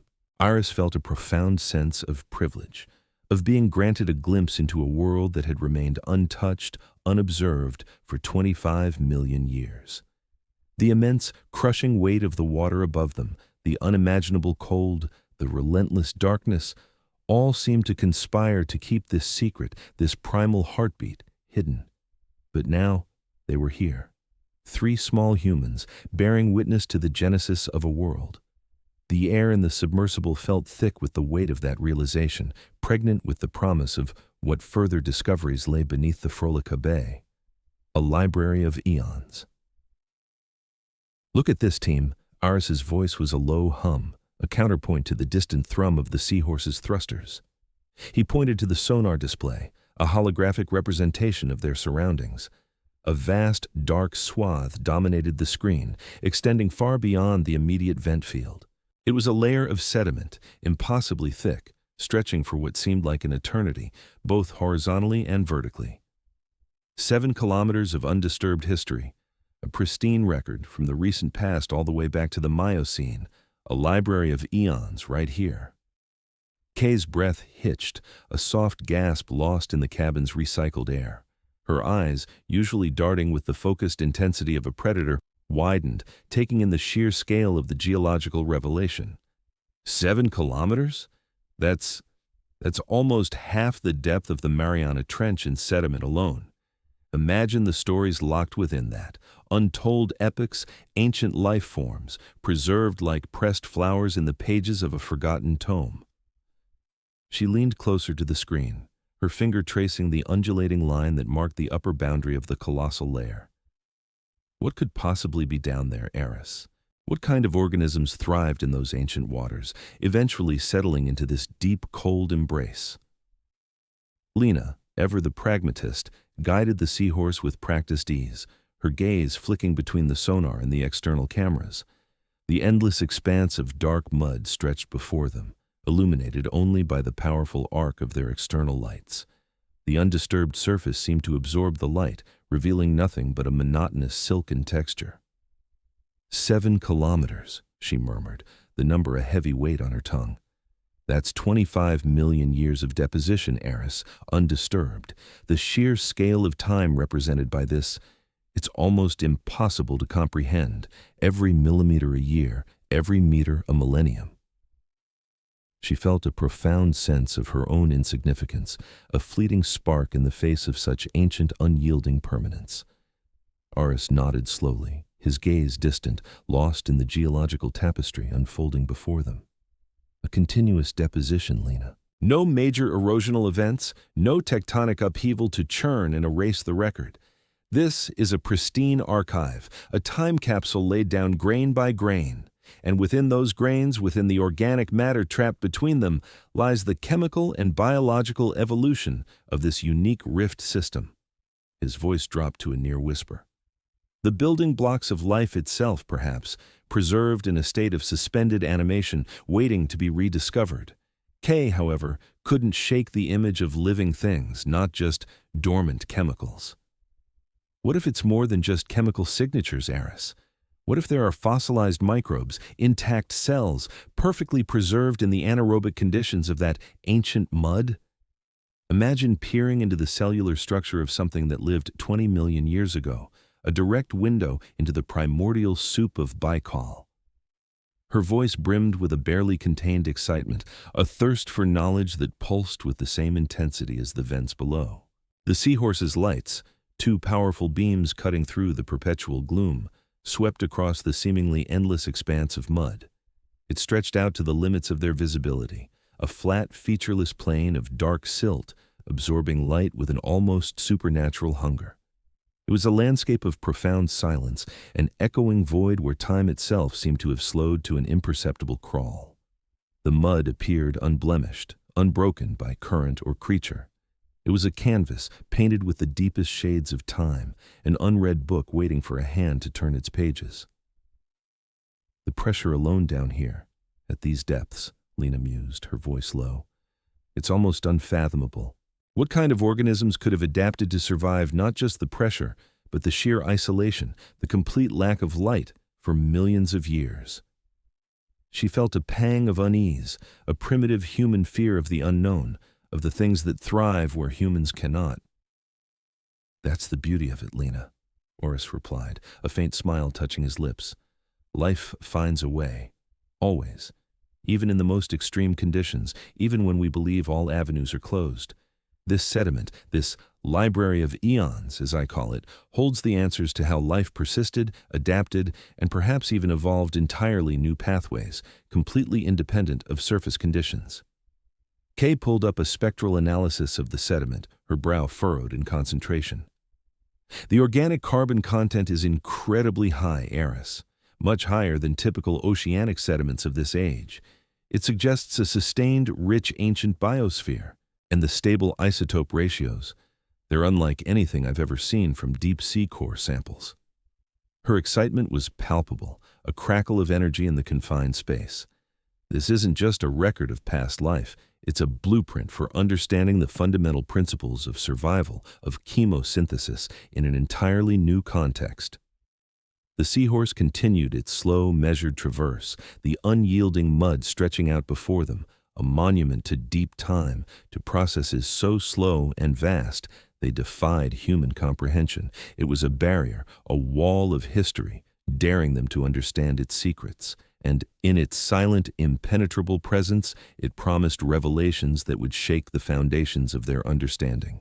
Whispers of life. The seahorse drifted, a solitary eye in the abyssal gloom, its lights carving a temporary existence into the ancient darkness. Below, the sediment stretched, an endless, undisturbed canvas. Then, a flicker. "Hold position, Lena." Kay's voice, usually so precise, carried a tremor of barely contained excitement. Her gaze was locked on the main viewport, a hand flying to steady herself against the console as she leaned closer. Lena, ever pragmatic, responded instantly, her fingers dancing across the controls. The sub's thrusters hummed, a gentle adjustment, bringing the anomaly into sharper focus. "Got it. What are we looking at?" Aris, who had been lost in contemplation of the sediment's impossible depth, straightened. His eyes, usually serene, now held a spark of renewed intensity. "Something alive," he murmured, almost to himself. And there it was, a pale, segmented form, no thicker than a pencil, slowly undulated across the stark, dark expanse. It was a ghostly white, almost translucent, its body segmented with a rhythmic precision that spoke of eons of slow, deliberate evolution. It moved without haste, tracing an intricate path across the vent field, oblivious to the intrusion of their vessel. The creature seemed to absorb the dim light rather than reflect it, an ethereal ribbon against the primeval backdrop. Kay was already moving, her fingers flying across the controls for the external equipment. "Deploying micro camera, arm 3, maximum magnification." A small robotic arm extended from the seahorse's hull, its miniature lens swiveling with a silent whir. On the auxiliary screen, the worm's image swelled, revealing intricate details, tiny, almost invisible setae along its segments, a faint pulsatile movement beneath its translucent skin. "Look at that. No visible eyes, no obvious sensory organs we typically associate with light perception. It's navigating purely by chemoreception, by the chemical gradients here." Her voice was a rapid-fire cascade of observations, each one laced with wonder. "The adaptations, they must be phenomenal. Specialized proteins, enzymes capable of functioning under these pressures, in these temperatures. This isn't just surviving, it's thriving." Eris leaned in, his brow furrowed in concentration. "Imagine its lineage, Kay. Millions of years, isolated, evolving in this singular environment. No sunlight, no surface world influences. This isn't just an extremophile, it's a living fossil of an evolutionary path we've barely begun to comprehend. It tells us about the absolute fundamental principles of life, stripped bare. Survival not just against odds, but against the very concept of odds." Lena, despite her focus on maintaining their delicate position, couldn't help but be drawn in. "It's beautiful, in a strange way. So utterly alien." As the worm continued its unhurried journey, something else began to appear in the periphery of the main viewport. Tiny, almost invisible motes, like dust stirred by an unseen current, began to drift past the seahorse's powerful lights. They were translucent, ephemeral, barely registering against the blackness, yet their presence was undeniable. Kay gasped, her attention immediately shifting. "There are more. Look, those tiny specks? They're too deliberate to be sediment. They're moving with purpose." She adjusted the microcamera's focus, sweeping it across the field of view. The motes, under magnification, resolved into miniature, almost crystalline organisms, each no larger than a grain of sand. They pulsed with a faint internal luminescence, like microscopic stars, navigating the complex currents with an effortless grace. "They're almost entirely transparent," Aris observed, his voice hushed. "A perfect adaptation for an environment where visibility is minimal. Energy efficient, perhaps. What do you suppose they feed on?" "Chemosynthesis, undoubtedly," Kay replied, her eyes wide with discovery. "They're probably feeding on the same chemical soup that sustains the larger worm, or perhaps they're primary producers themselves, forming the base of a completely unknown food web. This isn't just a discovery, it's a foundational shift. A new biome, entirely contained, entirely self-sufficient, utterly cut off from the sun's energy for 25 million years." Lena skillfully maneuvered the sub, allowing the microcamera to track one of the drifting creatures. It spiraled gently, its tiny form catching the light in a fleeting flash, then vanished back into the gloom. The silence in the cockpit was broken only by the soft hum of the seahorse's systems and the rapid clicks of Kay's keyboard as she began logging every detail, every observation. The magnitude of what they were witnessing began to settle, heavy and profound. This was not just life in an extreme environment. This was life born of an extreme environment, shaped by eons of undisturbed isolation, whispering secrets of resilience from the deepest, most ancient corners of the earth. The vast library of sediment wasn't just a record of the past. It was a nursery for a living, breathing present, utterly unique. The primal heartbeat pulsed not just with geological force, but with the quiet, persistent thrum of an alien biology. The Earth's breath. A tremor so subtle it might have been imagined, shivered through the seahorse. It wasn't violent, not a jolt, but a deep, resonant hum that vibrated up from the hull, through the deck plates, and into the very marrow of their bones. It was the sound of something immense shifting, far beneath them, a groan from the planet itself. Lena's hands, which had been deftly guiding the submersible along a ridge of obsidian-like rock, froze. Her gaze snapped from the external viewports to the array of diagnostic screens. The digital readouts flickered, momentarily blurring, then stabilized. "Did you feel that?" Her voice was a low murmur, barely cutting through the ambient hum of the life support systems. Kay, who had been meticulously cataloging a cluster of previously unseen coral-like structures, looked up, her brow furrowed. "Feel what?" I thought it was just the current shifting the sub."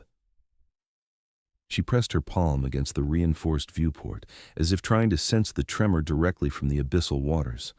Her eyes, usually alight with biological curiosity, now held a flicker of apprehension.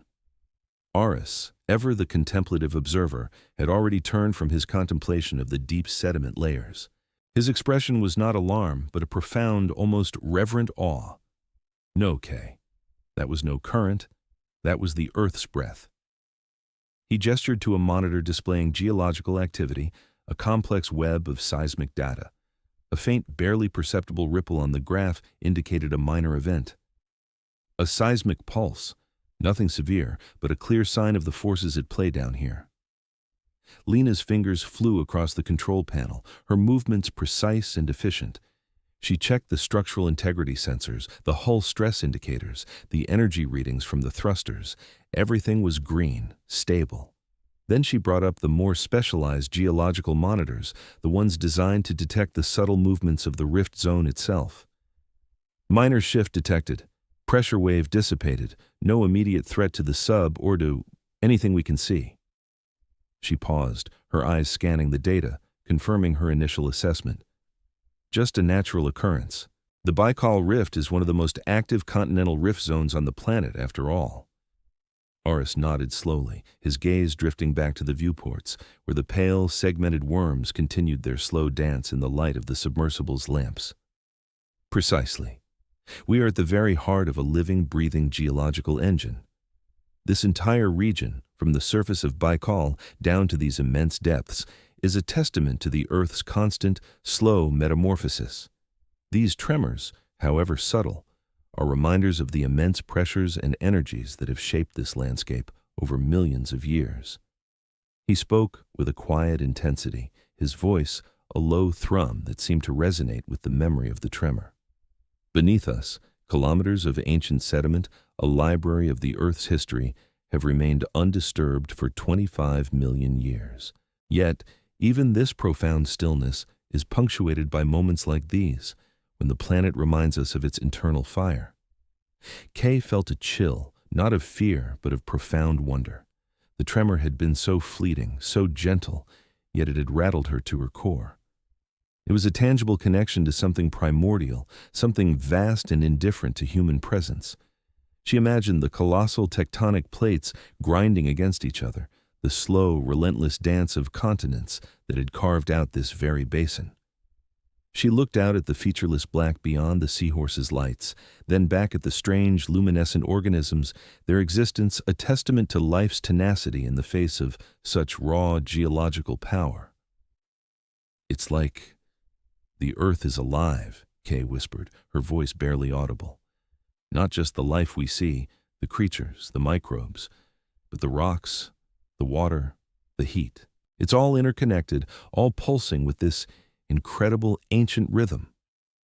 She thought of the 3 degrees Celsius abyss, the crushing pressure, the darkness, and then the sudden meeting with the heat from the Frolica Bay hydrothermal vents they had explored earlier, where the very breath of the earth escaped in plumes of minerals and energy. Aris smiled, a rare, gentle expression. It is, Kay. More alive than most of us can comprehend from the surface. Down here, the veil between the biological and the geological is thinner. Life adapts to the Earth's raw power and, in turn, influences its cycles. These vents, this chemosynthetic ecosystem, they are direct manifestations of that deep connection. The slow, rhythmic pulsing of methane bubbles trapped in the silt, a geological heartbeat feeding a biological one. It's a closed system, a self-sustaining crucible of life that has thrived for unfathomable eons, fed by the very exhalations of the planet. Lena, having satisfied herself with the seahorse's safety, now allowed herself a moment of quiet reflection.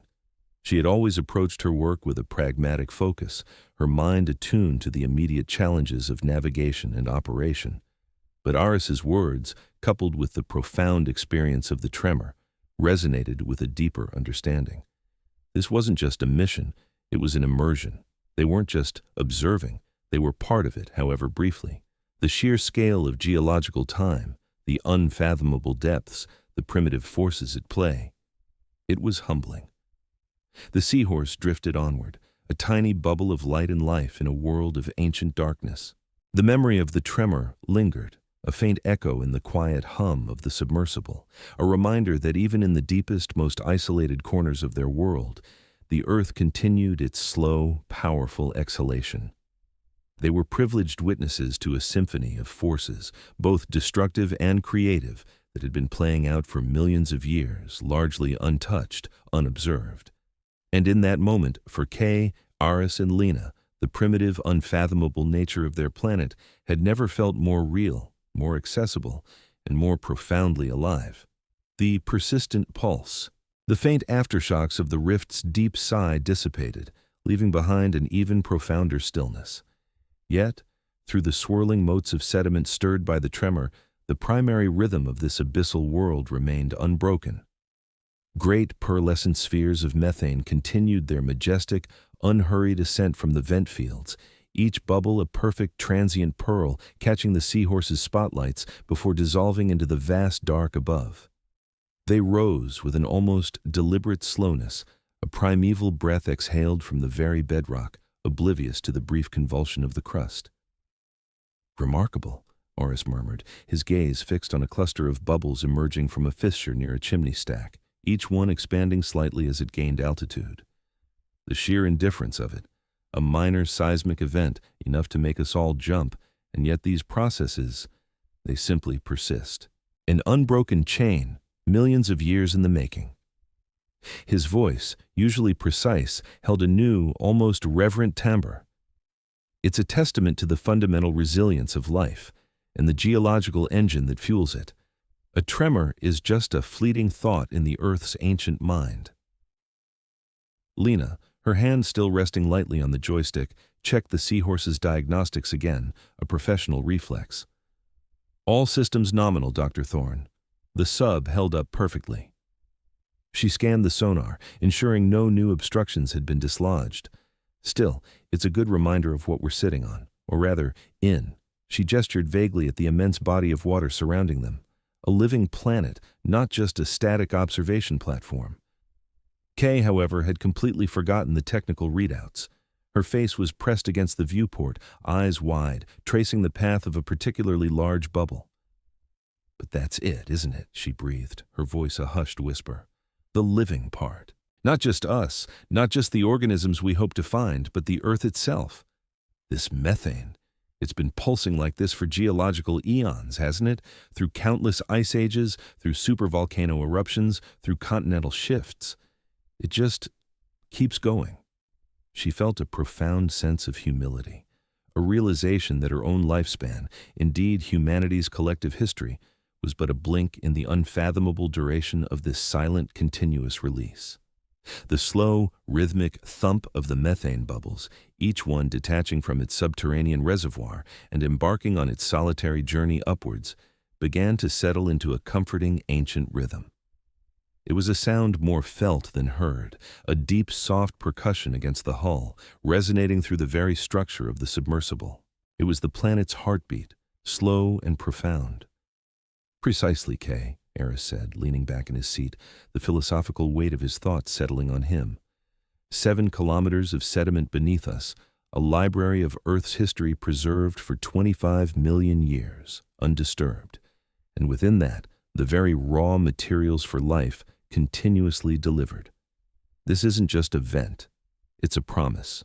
A promise that no matter what cataclysm befalls the surface, deep within these protected abyssal plains, the mechanisms for life's persistence, for its reemergence, are tirelessly at work. He closed his eyes for a moment, absorbing the deep, persistent pulse.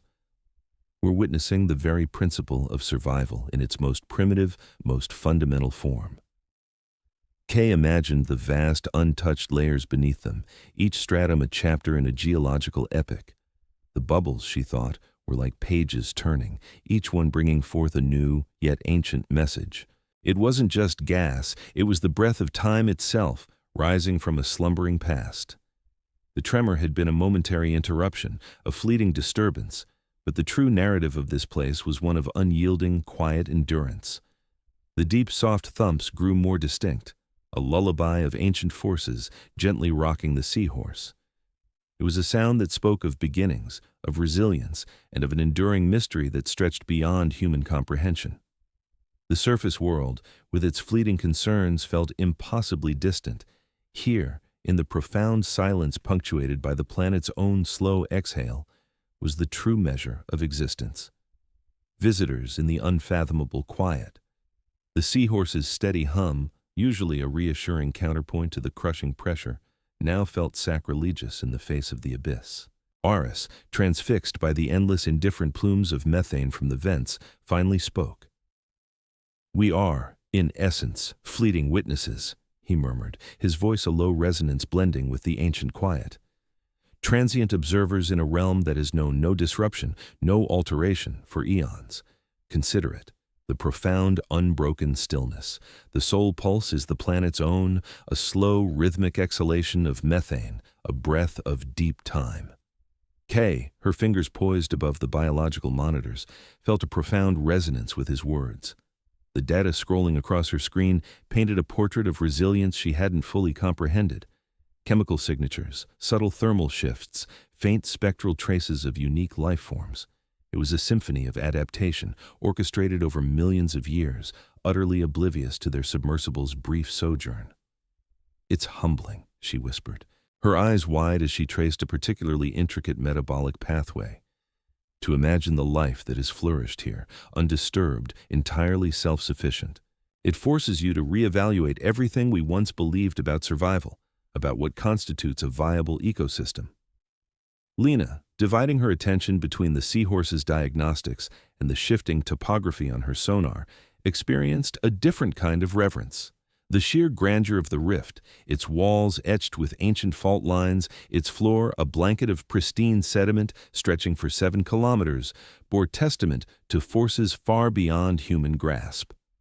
The tremor that had momentarily rattled them, a mere shiver in the Earth's colossal frame, had underscored their insignificance.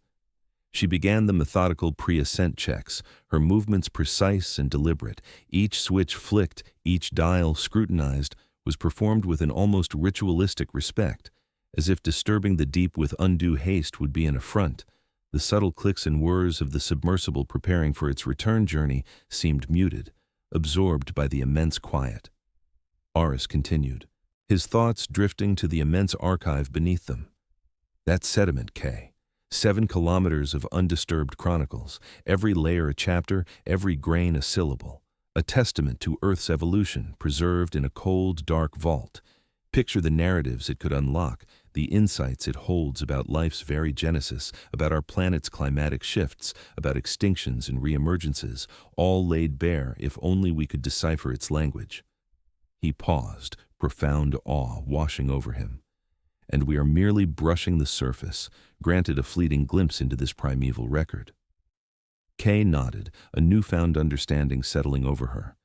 The data, the figures, the graphs, they were merely interpretations, faint echoes of a far grander narrative. "It's not just about discovering new species, is it?" she mused aloud, her voice barely audible above the submersible's drone. "It's about grasping the fundamental principles, how life endures, how it adapts, how it thrives in conditions we deem impossible. This isn't just a deep-sea ecosystem, it's a living laboratory of primordial fortitude." She looked towards Eris, a spark of renewed determination in her eyes. "We need to comprehend how this environment safeguards and nurtures such ancient life. What is it about this precise convergence of heat, chemistry, and isolation that has forged such a perfect crucible?" Lena, her hands on the ascent controls, glanced at the sonar. The rift's topography, once an alien landscape, now felt like an old knowing visage.